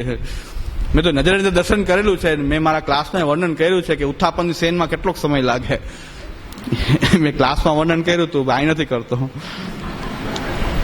ઉત્થાપનને સેન મેં નજરે નજર દર્શન કર્યું, મેં વર્ણન કર્યું કે ઉત્થાપનની સેન કેટલી વારમાં થઈ ગઈ. હા, અમારા અહીં જુનાગઢમાં એક ભાઈ હતા, એ કે બધાએ હવેલીમાં બધાએ દર્શન કરું કે ઉત્થાપન દર્શન કોઈ દી ન કરું. એક ભાઈ કે હું તો ઉત્થાપનમાં જ રોજ દર્શન કરવા જાઉં. તો એ 2 અમારે ત્યાં એ 2 ભાઈ સામે ચર્ચા કરે કે બધાએ દર્શન કરાય, ઉત્થાપન ન કરાય, ઉત્થાપન થાય કે. એટલે ઘણા ઉત્થાપન ની સેવા કે આપણે ન કરવી, ઉત્થાપન થાય કે. એટલે બધું કરાય પણ ઉત્થાપન થાય કે ઉત્થાપન ના કરાય. એટલે મને યાદ આવ્યું પાછી એ મહાનુભાવોનું વાર્તાલાપ. એ કે બધા દર્શન કરાય, ઉત્થાપન ના કરાય. ઓલો કે મને તો ઉત્થાપનમાં જ રોજ ટાઈમ મળે, હું ત્યારે જ જાઉં. એટલે કે એ ના કરાય. એટલે ઘણા એની સેવામાં એવું હોય કે ઉત્થાપનની સેવા ના કરવી. એક બાળકે મને બહુ સરસ વાત કરી, એ કે મને સાંજની સેવા જ પ્રિય છે. બહુ સારી વાત છે, સાંજની સેવા પ્રિય હોય તો. મેં કીધું મંગલા ન થાય તો પછી ઉત્થાપન થાય કેવી રીતે? આપ બહાર રાજભોગ સુધી જાગો નહીં, પણ સવારની સેવા થાય તો સાંજની સેવા થાય ને. એ કે મને સાંજની સેવા જ પ્રિય છે, તો શું કરવું? તો મેં કીધું સાંજે તો ઉત્થાપનની સેવાનો પ્રારંભ તો કેમ કરવો? એ કે મને સાંજની સેવા પ્રિય છે, તો સવારે મેં બીજા કોઈ કરી લેતા હોય તો આપને સાંજમાં પધારો તો કઈ વાંધો નહીં, પણ કે બીજા કોઈ કરે એમ ન હોય તો પછી સવારે મંગલાથી રાજભોગ તો કરવા કે ના કરવા? એટલે સવારે વહેલું ઉઠવું પડે, એટલે કે મને સાંજની પ્રિય છે સેવા, તો સવારે નહીં. એટલે આ સેવાફળ ગ્રંથનું અધ્યયન કરતી વખતે જે કઈ ભ્રમણાઓ છે આપણા મગજમાં, કઈ ઘરે જે ઘૂસી ગયેલી ભ્રમણાઓ છે એને કાઢવી બહુ જરૂરી છે. કે ભાઈ એક ટાઈમ બે ટાઈમ સેવાથી બહુ મહત્વ નથી. સેવનમ યોગ્યાનુસારેણ, પ્રભુમાં આપણો કેટલો ભાવ એ રહે છે, આપણો ભાવ ક્યાં સુધી રહે છે એવી સેવા કરવી જોઈએ. બીજાનો ભાવના આધારે આપણે સેવા કરવા જશું તો ઓલો લાંબા સાકે ટૂંકો જાય ને મરે નહીં તો માંદો થાય. તો એ કરી રહ્યા છે એવું કરવા જઈએ, એના ભાવના આધારે સેવા નથી કરવાની, આપણા ભાવના આધારે સેવા કરવાની છે. તો આપણા ભાવ અનુસાર સેવા કરીએ. આપણી શક્તિ, આપણી શ્રી ગોપીનાથજી આજ્ઞા કરે છે, દેશ કાલ વિભૂતિ નામ અનુસારેણ સેવનમ. દેશ, કાલ અને વિભૂતિ જેવી સંપત્તિ છે, જેવો સમય છે, જેવો કાલ છે, જેવી તમારી સાધન સંપત્તિ છે, એ મર્યાદામાં સેવા કરવી જોઈએ. તો અલ્પમ બહુવા ન પ્રયોજકમ, મહાપ્રભુજી જ ના પડી રહ્યા છે કે ભાઈ વધારે કે ઓછી સેવાનું કોઈ તાત્પર્ય નથી, પણ સેવા યોગ્યતા અનુસાર થવી જોઈએ. તમારા ભાવની મર્યાદા તમે જાણીને એ અનુસાર તમારે સેવા કરવી જોઈએ. સેવામાં કોઈ આપણને પૂછે ને આપણને કોઈ માહિતી હોય અને કોઈ આપણને પૂછે તો કંઈક આપણે સૂચન કરવું જોઈએ, ડાયરેક્ટ એકદમ દોડડાયા થઈને સૂચન કરવું જોઈએ નહીં. એવી આદત આપણે છોડી દેવી જોઈએ કે સેવા બાબતમાં નહીં કરવી. કોઈના સેવા કઈ ભાવથી કેવી રીતે કરી રહ્યો છે એને કરવા દેવું, એટલે જીવોને જીવવા દેવો એવું સૂત્ર આપણે અપનાવવું જોઈએ કે એને આનંદથી કરવા દેવો. એના ઠાકોરજીની સેવા એના ઘરમાં એ જે રીતે કરવા ચાહે છે એ રીતે એને કરવા દેવો. આપણે ગ્રંથોધ્યયનું સૂચન કરવું છે તો એમ કેવું છે કે તમારા સેવામાં ત્યારે તમે ફ્રી થાઓ. ઘણા મને કહે છે કે ભાઈ આપની શિબિરના ટાઈમ 3 થી 6 હોય, અમે આવી શકતા નથી. મેં કાંઈ વાંધો નહીં, કેસેટ પ્રાપ્ત છે, અત્યારે વેબસાઇટમાં પ્રાપ્ત છે, પછી મેમરી કાર્ડ પ્રાપ્ત છે. એક દિવસ આવજો તમે. ઘણા કે છે 3 થી 6 ની શિબિરમાં આવી શકીએ નહીં. મેં કીધું એક દિવસ આવીને મેમરી કાર્ડ મળે છે ત્યાં કાઉન્ટર ઉપરથી લઈ જાજો. એ તમારા ઘરે રોજ ગમે ત્યારે સાંભળો, જ્યારે અનુસરો હોય ત્યારે સાંભળો. એવું જરૂરી નથી શિબિરમાં આવવું. તમારી સેવામાં ડિસ્ટર્બ થતું હોય તો અત્યારે બધી સુવિધા પ્રાપ્ત છે. પેન ડ્રાઈવ લઈ જાઓ, મેમરી કાર્ડ ભરાવી જાઓ, પછી ઘરે તમારી પાસે જે કાંઈ સાધનો ઉપલબ્ધ છે એમાં જ્યારે અનુસર છે ત્યારે તમે અધ્યયન કરો. અધ્યયનથી મતલબ છે, શિબિરમાં આવવાથી બહુ મતલબ નથી. ઘણા કે અમે શિબિરમાં આવી નથી શકતા, ના આવી શકે તો કાંઈ નહીં, તો બીજા માધ્યમ આપણે ખોલી દીધા જ છે. એ માધ્યમ દ્વારા બીજા પાસે મંગાવી લેજો. ગ્રંથની આખી મેમરી કાર્ડ ભરીને આપવામાં આવે છે, તમે બીજા કોકને મોકલીને તમે સેવામાં એટલા બધા પ્રવણ હો તો બીજાને મોકલીને મંગાવી લેજો, અને ઘરે જ્યારે અનુકૂળતા હોય ત્યારે સાંભળજો. તો બધા માધ્યમો આપણી પાસે પ્રાપ્ત છે. પુસ્તક પ્રાપ્ત છે, પુસ્તક ગમે ત્યારે વાંચી શકાય. કોઈને સાંભળવાનું શક્તિ છે તો સાંભળી શકે. ગ્રંથનું અધ્યયન આપણે નિરંતર કરવું જોઈએ. એમ માનવું જોઈએ કે આ શ્રી મહાપ્રભુજીનો સંગ છે, આ સાક્ષાત શ્રી મહાપ્રભુજીનો સંગ આપણે એ નિરંતર આપણને રહે એ ભાવથી આપણે ગ્રંથ અધ્યયન પણ જરૂરી નથી એમ નથી. સેવામાં એક પૂરક સંબલ છે. આ સેવાની અંદર જેમ કે મેં ઘણી વખત કહેતા હોય છે કે ભાઈ મહત્તા, દૂધની મહત્તા બહુ છે. આપણે ખબર પડે કે 50 રૂપિયા લીટરનું દૂધ છે. થેલી જે છે એ પેકિંગ કરવાની જે થેલી હોય એનું મૂલ્ય 2 રૂપિયા ન હોય, કદાચ રૂપિયો ન હોય, ફેંકી દેવાનું હોય. કદાચ એ દૂધ કાઢીને આપણે થેલી ફેંકી દે, પણ આપણે એમ માનશું કે દૂધ જ મહત્વનું છે, થેલી મહત્વ નથી, તો 50 લીટરનું દૂધ આવશે ક્યાંથી? દૂધ જે થેલીમાં ભરેલું છે એની કોઈ કિંમત નથી. ચાલો એમાં ખાલી એકાદ તીણું હોય ને તો 22.5 રૂપિયાનું, 45 રૂપિયા લીટરનું 22.5 રસ્તામાં વહી જાય. 45 રૂપિયા લીટરનું દૂધ લઈને આવ્યા કે હો 45 રૂપિયા લીટરનું દૂધ લાવ્યો છું, પણ જો એકાદ જો તીણું એની અંદર હોય ને થેલીમાં તો રસ્તામાં ખબર ન પડે, અડધું તો 22.5 તો અડધામાં વહી જાય. ભલે સેવા આટલું રસરૂપ પદાર્થ છે, સેવાની મહત્તા આટલી બધી છે પુષ્ટિ માર્ગ, દૂધ જેટલી મહત્તા. બાકીની બધી વસ્તુ જે છે એ આપણે પેકિંગ માનીએ, કદાચ સિદ્ધાંત, કથા અધ્યયન એને ખાલી પેકિંગ માની લઈએ, પણ એમાં એકાદ તીણું પણ સિદ્ધાંતમાં હશે ને તો આ બધો રસ નીકળી જશે. સિદ્ધાંતનું એક તીણું ખાલી હશે ને તો 50 વર્ષની સેવા કર્યા ખરો, ખાલી એક જ ખબર ન પડે એટલે સામાન્ય વાતળ જેને કહેવાય ને, એ વાતળ ક્યારે મોટી થઈ જાય ખબર ન પડે. એ વાતળ છે કે દેખાય એવી નહીં, નાની એવી તળ હોય, પણ ક્યારે મોટી થાય કઈ નક્કી નહીં.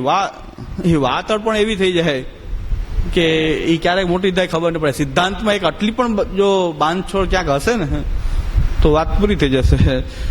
એટલે સેવાની મહત્તા આટલી બધી આંકીએ તો કઈ વાંધો નથી, આંકી શકાય, પણ જે કઈ પેકિંગ માટેના જે પદાર્થો જે છે એની મહત્તા કઈ ઓછી નથી. એમાં એક તીણું પણ ચાલે નહીં. એક તીણું હોય તો પણ રસરૂપ પદાર્થ એમાંથી નીકળી શકે છે. આટલું ધ્યાનમાં રાખીને સેવાની મહત્તા આપણે ઓછી નથી આંકતા, પણ બાકી સેવા જે છે એને સાચવવા માટે આ પાત્રની પણ એટલી જ મહત્તા હોય છે. એટલે એના માટે આપણે બધું લઈ લઈએ, ગ્રંથ અધ્યયન, સિદ્ધાંત જે કંઈ પણ છે એને પાત્રરૂપ ભલે માનીએ, પણ એ જરૂરી છે કે એના વગર આ રસરૂપ પદાર્થ રહી શકે નહીં.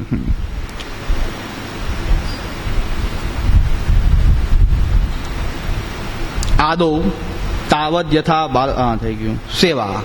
હવે સેવા માટે પેલા સેવા અને પછી એનું ફલ, આ રીતે વિવેચન કર્યું છે મૂલચંદ તેલીવાલા. નૃણામ આત્યંતિક નિશ્રેયસ સિદ્ધ્યર્થમ. નૃણામ જીવો એમનું આત્યંતિક શ્રેય, નિશ્રેયસ આત્યંતિક કલ્યાણ, સિદ્ધ્યર્થમ એનું આત્યંતિક કલ્યાણ કરવા માટે. નૃણામનો અર્થ અત્યારે આપણે એમ લઈએ કે પુષ્ટિમાર્ગીય જીવો એમનું આત્યંતિક કલ્યાણની સિદ્ધિ માટે શ્રીમદાચાર્ય હિ પૂજા માર્ગાદ ભિન્ન સેવા માર્ગ સ્નેહ પ્રધાન પ્રવર્તિત. શ્રી આચાર્ય ચરણોએ પૂજા માર્ગથી એક ભિન્ન સ્નેહ પ્રધાન સેવા માર્ગ પ્રકટ કર્યો. અસ્મિન માર્ગે સ્નેહસ્ય પ્રાધાન્યમ ન વિધેહે. આપણા માર્ગની અંદર અસ્મિન માર્ગે સ્નેહસ્ય પ્રાધાન્યમ ન વિધેહે. અસ્મિન માર્ગે આ માર્ગની અંદર સ્નેહનું પ્રધાન છે, વિધિની પ્રધાનતા નથી. જો સેવામાં વિધિની પ્રધાનતા નથી કે આમ ચંદ્રિકા ધરી કે આમ ચંદ્રિકા ધરી, જારીજી આમ પધરાવ્યા કે આમ પધરાવ્યા, વેણુજી આમ રાખ્યા કે આમ રાખ્યા, ડાબી બાજુ રાખ્યા કે જમણી બાજુ રાખ્યા. અરે સ્નેહ પ્રધાનતા મુખ્ય છે, ન વિધેહે. અસ્મિન માર્ગે સ્નેહસ્ય પ્રાધાન્યમ ન વિધેહે. આ સેવાને સમજાવે છે કે સેવા કેવી છે આપણી. આ માર્ગની અંદર સ્નેહનું પ્રધાનતા છે, વિધિની પ્રધાનતા નથી કે આમ રાખી કે આમ રાખી. સેવા શબ્દાર્થ શ્રીમદાચાર્ય હિ સર્વ નિર્ણયપી દર્શિત. સેવા શબ્દાર્થ, સેવા પદાર્થનો એ શબ્દનો અર્થ જે છે શ્રી આચાર્ય ચરણોએ સર્વનિર્ણય ગ્રંથમાં એ સેવાનો શબ્દાર્થ સમજાવેલો છે. ભક્તિ શબ્દસ્ય ધાત્વર્થ સેવા પ્રત્યાર્થ પ્રેમેતિ. ભક્તિ શબ્દમાં જે ધાતુનો અર્થ જે ભજન જે છે, ભજ, એ સેવા બતાવે છે, અને તીન પ્રત્યય જે છે પ્રેમ બતાવે છે. એટલે સેવા કેવી હોવી જોઈએ? પ્રેમપૂર્વક સેવા એ ભક્તિ રૂપ છે. હવે આવી પ્રેમ પ્રધાન સેવા ક્યારે ન થઈ શકે? તો કહે છે અનર્થ મૂલા અહંતા મમતાયા નાશમ વિના ચિત્તસ્ય પ્રવણમ ભગવતી ન ભવેદ ઇત્યર્થમ પ્રથમમ તનુજ વિત્તજ સેવોપદિશ્યતે શ્રીમદાચાર્યૈ. શ્રીમદાચાર્યૈ અહંતા રૂપ દેહસ્ય મમતા રૂપ વિત્તસ્ય વિનિયોગો યદા ભગવતી સર્વાંશેન ભવતી તદા તાદસ્ય અહંતા મમતાયા વિપરિણામો ભવતી. અનર્થનું જે મૂળ શું? બધા અનર્થોનું મૂળ છે અહંતા અને મમતા. તો બધા જ અનર્થોનું જે મૂળ એ અહંતા અને જે મમતા જે છે એનો જ્યાં સુધી નાશ ન થાય ત્યાં સુધી ચિત્ત ભગવાનમાં લાગી શકે નહીં. હવે આની શું વ્યવસ્થા છે સેવામાં? કે ભાઈ અહંતા મમતાનો નાશ કેવી રીતે થાય છે સેવાની અંદર? એક ગુજરાતી જે છે, ભરૂચના રહેવાસી અને ગુજરાતી છે, અને સંસ્કૃત લખે છે. આ એમનું સંસ્કૃત છે કે જે ગુજરાતી, એ માતૃભાષા ગુજરાતી છે, અને કેટલું સરસ સંસ્કૃત એ લખી રહ્યા છે.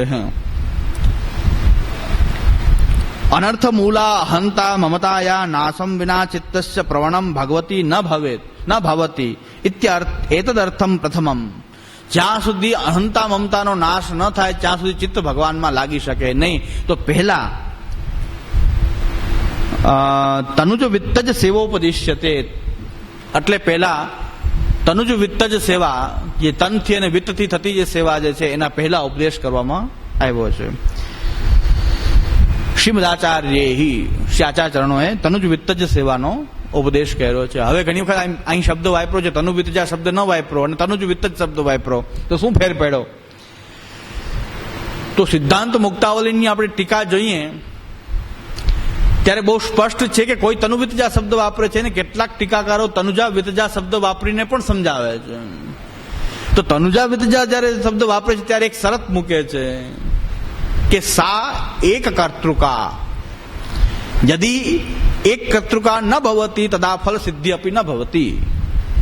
તો ત્યાં સ્પષ્ટ બતાવે છે કે તનુજા વિત્તજા ભલે અલગ શબ્દ વાપરો, એનાથી શબ્દ વાપરવાથી કઈ વાંધો આવતો નથી, પણ પાછું એ સા એક કર્તૃકા, એ તનુજા વિત્તજા જે છે પાછી એક કર્તૃકા હોવી જોઈએ, કે એનો કર્તા એક જ હોવો જોઈએ, જેનું તન એનું વિત્ત. તો પાછી વાત તો તનુ વિત્તજા થઈ ગઈ કે નહીં? તો ઘણા હરખાઈ જાય, મૂર્ખા લોકો તરત જ હરખાઈ જાય. તો મૂર્ખ લોકો જે છે એ એકદમ હરખાઈ, જો આવ્યું ને તનુજા ને વિત્તજા, તો પાછળ એનું નિરાકરણ કરવામાં આવી રહ્યું છે કે તનુજા વિત્તજા શબ્દો વાપરો છે સમજાવવા માટે, પણ પાછળ એને એક શરત મૂકી છે, ત્યાં મૂર્ખાઓનું ધ્યાન ન જાય, એ તરત જ મૂર્ખા હરખાઈ જાય. તનુજા વિત્તજા આવ્યું ને બસ જો લખો, કરો અંડરલાઈન કે તનુજા વિત્તજા, અંડરલાઈન કરો, પણ પાછળ તો વાંચો શું કે છે. સા એક કર્તૃકા, યદી એક કર્તૃકા ન ભવતી તદા ફલ સિદ્ધિ અપી ન ભવતી તદ ફલ સાધિકા અપી ન ભવતી તેને વો પ્રકારે એને સેવા કર્તવ્ય. તો સેવા કેવી રીતે કરવી જોઈએ કે ભાઈ તનુજા અને વિત્તજા અલગ અલગ નહીં, પણ એક જ જણાએ પોતાનું તન અને વિત્તથી કરવી જોઈએ. તદા ફલ સિદ્ધિ ભવતી ફલ સાધિકા અપી ભવતી, અન્યથા ફલ સાધિકા અપી ન ભવતી. તો ફલ સાધિકા થશે, નહીં તો ફલ સાધિકા નહીં થાય. તો આ પ્રકારથી સેવા કરવી જોઈએ. જ્યાં અહીં પણ તનુજ વિત્ત, જો મૂલચંદ તેરી વાર પણ શબ્દ તનુજ વિત્ત જ વાપરો, તનુ વિત્તજા ન વાપરો, તો એમાં શું થઈ ગયું? ભાઈ તનુજ વિત્ત જ વાપરો છો, એક કર્તૃકા સમજવું જોઈએ. અહીં તનુજ વિત્ત જ શબ્દ વાપરો છે, તનુ વિત્તજા નથી વાપરો, પણ તાત્પર્ય તો શું છે? તનુ વિત્તજા એ તાત્પર્ય છે. પુષ્ટિ સિદ્ધાંત સંરક્ષણ શિરોમણી, આપણને વાંધો નથી, આપ શિરોમણી છો, પણ શિરોમણી પણ આજ્ઞા કરી રહ્યા છે કે માનસી સેવાની સિદ્ધિ તો તનુ વિત્તજાથી જ થશે. એ તો શિરોમણીની પણ આજ્ઞા છે. પુષ્ટિ સિદ્ધાંત સંરક્ષણ શિરોમણી, સંરક્ષણ શિરોમણી પણ આજ્ઞા કરી રહ્યા છે કે તનુ વિત્તજાથી જ માનસી થશે. પણ હજી પણમાં વાંધો છે કે તનુજા વિત્તજા પણ હોઈ શકે. એનું કહેવાનું પણ છે ને, એ પણ એમ કે છે કે તનુજા પણ કરાય ને વિત્તજા પણ અલગ અલગ કરાય, પણ માનસી સિદ્ધ નહીં થાય. માનસી કરવી હશે તો તનુ વિત્તજા કરવી હશે. આ તો સંરક્ષણ શિરોમણીની આજ્ઞા છે. તો આપણે માનસી સેવાની સિદ્ધિ કરવી છે, અમારે બીજી કઈ સંસાર દુઃખની નિવૃત્તિ નથી કરવી, નથી બ્રહ્મબોધ કરવો. આ તો એવી વાત થઈ ગઈ કે આપણે ટિકિટ લઈને બેઠા, મુંબઈ જવા માટે ટિકિટ લઈને બેઠા, તો રસ્તામાં તો વાપી આવશે, સુરત આવશે, અમદાવાદ આવશે, વિરમગામ આવશે, જેતલસર આવશે. પણ આપણો હેતુ, જયારે ગાડીમાં બેઠા છે ત્યારે આપણે ટિકિટ મુંબઈની લીધી છે, તો આપણે મુંબઈ જવાનો હેતુ છે કે જેતલસર સંતુષ્ટિ માની લેવાની, જેતલસર આવી ગયું ચાલો ઉતરી જાય, ટ્રેનમાં મુસાફર થઈ મુંબઈ આવી ગયું, વાપી આવી ગયું, વલસાડ આવી ગયું, ઘણા સ્ટેશન આવી શકે મુંબઈ પહેલા. આપણે ટિકિટ મુંબઈની લીધી છે તો આપણે મુંબઈ માટે બેઠા છીએ. પછી ભલે ગમે એટલા સ્ટેશન રસ્તામાં જોઈ લઈએ, સ્ટેશન કેવું સ્ટેશન છે જોઈ લે, શું મળે સ્ટેશનમાં જોઈ લે, ચાય મળે, પકોડા મળે, શું મળે. દરેક સ્ટેશનની કંઈક વેરાયટી હોય, કે દરેક સ્ટેશનમાં કંઈક નવી નવી વસ્તુ પ્રાપ્ત થતી. બધા એ જ જોતા હોય કે આ સ્ટેશનમાં આ બહુ પ્રખ્યાત છે, આમાંથી મંગાવો. એ બધું જોઈ શકાય પણ ત્યાં ઉતરી ન શકાય. હવે સંરક્ષણ શિરોમણી પણ એમ કહી રહ્યા છે કે તનુ વિત્તજાથી માનસી થશે, પણ તો પછી તનુજા વિત્તજા હોય તો માનસીની ગાડીમાં બેઠા જ છીએ. અમારે બ્રહ્મબોધની જરૂર નથી, અમારે કંઈ સંસાર દુઃખની નિવૃત્તિ માટે અમે સેવાની ગાડીમાં નથી બેઠા.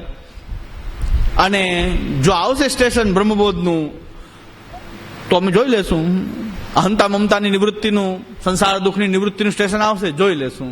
પણ અમે એને માનસી નહીં માનીએ, કારણ કે અમે તો ગાડી મુંબઈ ઉતરશું ત્યારે સંતુષ્ટિ થશે. રસ્તામાં સ્ટેશન આવે જોઈ લઈએ, વેરાયટી કેવી છે એ જોઈ લઈએ, પણ ઉતરશું નહીં. તો વાત એકને એક થઈ ગઈ. સિદ્ધાંત સંરક્ષણ શિરોમણી પણ એમ કહે છે કે માનસીની સિદ્ધિ તો તનુ વિતજાથી થાય, તનુજાથી અને વિતજાથી અવાંતર ફળ મળે. પણ જેને અવાંતર ફળની ગાડીમાં બેઠા હોય એને ભલે મળતા હોય, એ લઈ લે ફળ. પાછો અધિકારી નિર્દેશમાં પણ એમાં આજ્ઞા કરે છે કે જે પોતાના દ્રવ્યથી પોતાના ઠાકોરજીની સેવા કરે છે એ ઉત્તમ અધિકારી છે, અને જે બીજાનું દ્રવ્ય પણ વિનિયોગ કરાવતા હોય એ મધ્યમ અધિકારી છે, અને બીજાના દ્રવ્યથી જ સેવા કરતા હોય એ જઘન્ય અધિકારી છે. તો અધિકારી નિર્દેશમાં સિદ્ધાંત સંરક્ષણ શિરોમણી પણ આજ્ઞા કરી રહ્યા છે. એક ઉત્તમ પ્રકાર શું છે કે પોતાના દ્રવ્યથી ઠાકોરજીની સેવા કરવી. મધ્યમ પ્રકાર શું છે કે બીજાનું દ્રવ્ય પણ દૈવી દ્રવ્યનો વિનિયોગ કરાવવો, એ વિનિયોગ કરાવીને કિંચિત મહાપ્રસાદ લેવો.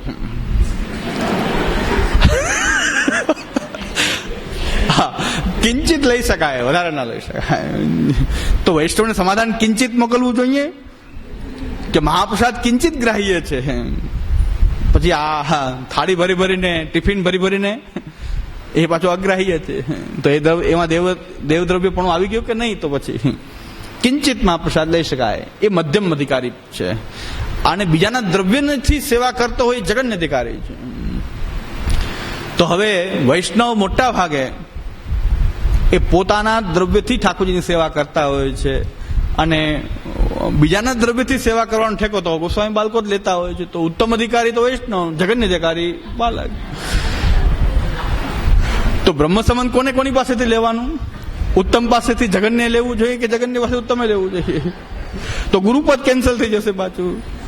એટલે પુષ્ટિ સિદ્ધાંત સંરક્ષણ શિરોમણી આપણે તો એમની આજ્ઞા માન્ય છે, એમ ઈ આજ્ઞા કરે એ માન્ય છે. એ સિદ્ધાંત બોલે છે કે માનસીની સિદ્ધિ એ તનુ વિતજાથી થાય, તનુજા વિતજાથી ન થાય. હું નથી કહેતો, એ સિદ્ધાંત સંરક્ષણ શિરોમણી આજ્ઞા કરી રહ્યા છે. શિરોમણીમાં આપણી છે કે ભાઈ શિરોમણી કહે તો માનો. હવે પુષ્ટિ સિદ્ધાંતના સંરક્ષણ કરવાવાળા શિરોમણી કહે તો હવે તો માનો કે ભાઈ તનુ વિતજાતથી જ માનસી સિદ્ધ થશે, એના સિવાય નહીં થઈ શકે. પછી એમને યાદ દેવડાવ્યું કે ભાઈ હવે સેવાના તમે 3 પક્ષ કહેતા હતા કે 3 સેવા છે, તનુજા, વિતજા, માનસી. હવે આ 4 થઈ ગઈ. એક તનુજા, એક વિતજા, એક તનુ વિતજા અને માનસી. તો 4 થઈ ગઈ કે ભલે થઈ જાય. કે ભલે થઈ જાય, જે થવું હોય ભલે થાય. એટલે 4 સેવા, 4 આપણે વાંધો નહીં. શિરોમણી જે આજ્ઞા કરે એ માન્ય. 4 સેવા. પણ ઉત્તમ અધિકાર તો એ છે, તનુ વિતજા એ ઉત્તમ અધિકાર છે. તો આપણે માનસીની જેને સિદ્ધિ પ્રાપ્ત કરવી છે, અલૌકિક સામર્થ્ય માનસી, એ તો તનુ વિતજાથી જ થશે ને. તનુજા વિદ્યા પણ એક કર્તૃકા હોવી જોઈએ. યદિ એક કર્તૃકા હોય તો જ એ ફલ સાધિકા થશે, નહીં તો ફલ સાધિકા નહીં થાય. એટલે હવે આમાં સિદ્ધાંત પક્ષમાં મને લાગે છે કે કોઈને પુષ્ટિ સિદ્ધાંત બાબતમાં કોઈનો મતભેદ તો છે જ નહીં. ખોટા ખોટા ડંકા વગાડે છે. જે પ્રમુખો જે વિરોધ કરનાર છે એ પણ પાછી સિદ્ધાંતની વાત કહે છે, ફરી ફરીને કહે છે, પણ કહે છે તો ખરા થોડાક આમ ઘુમાવી ફિમાવીને કહે છે, પણ આજ્ઞા તો આ જ કરી રહ્યા છે.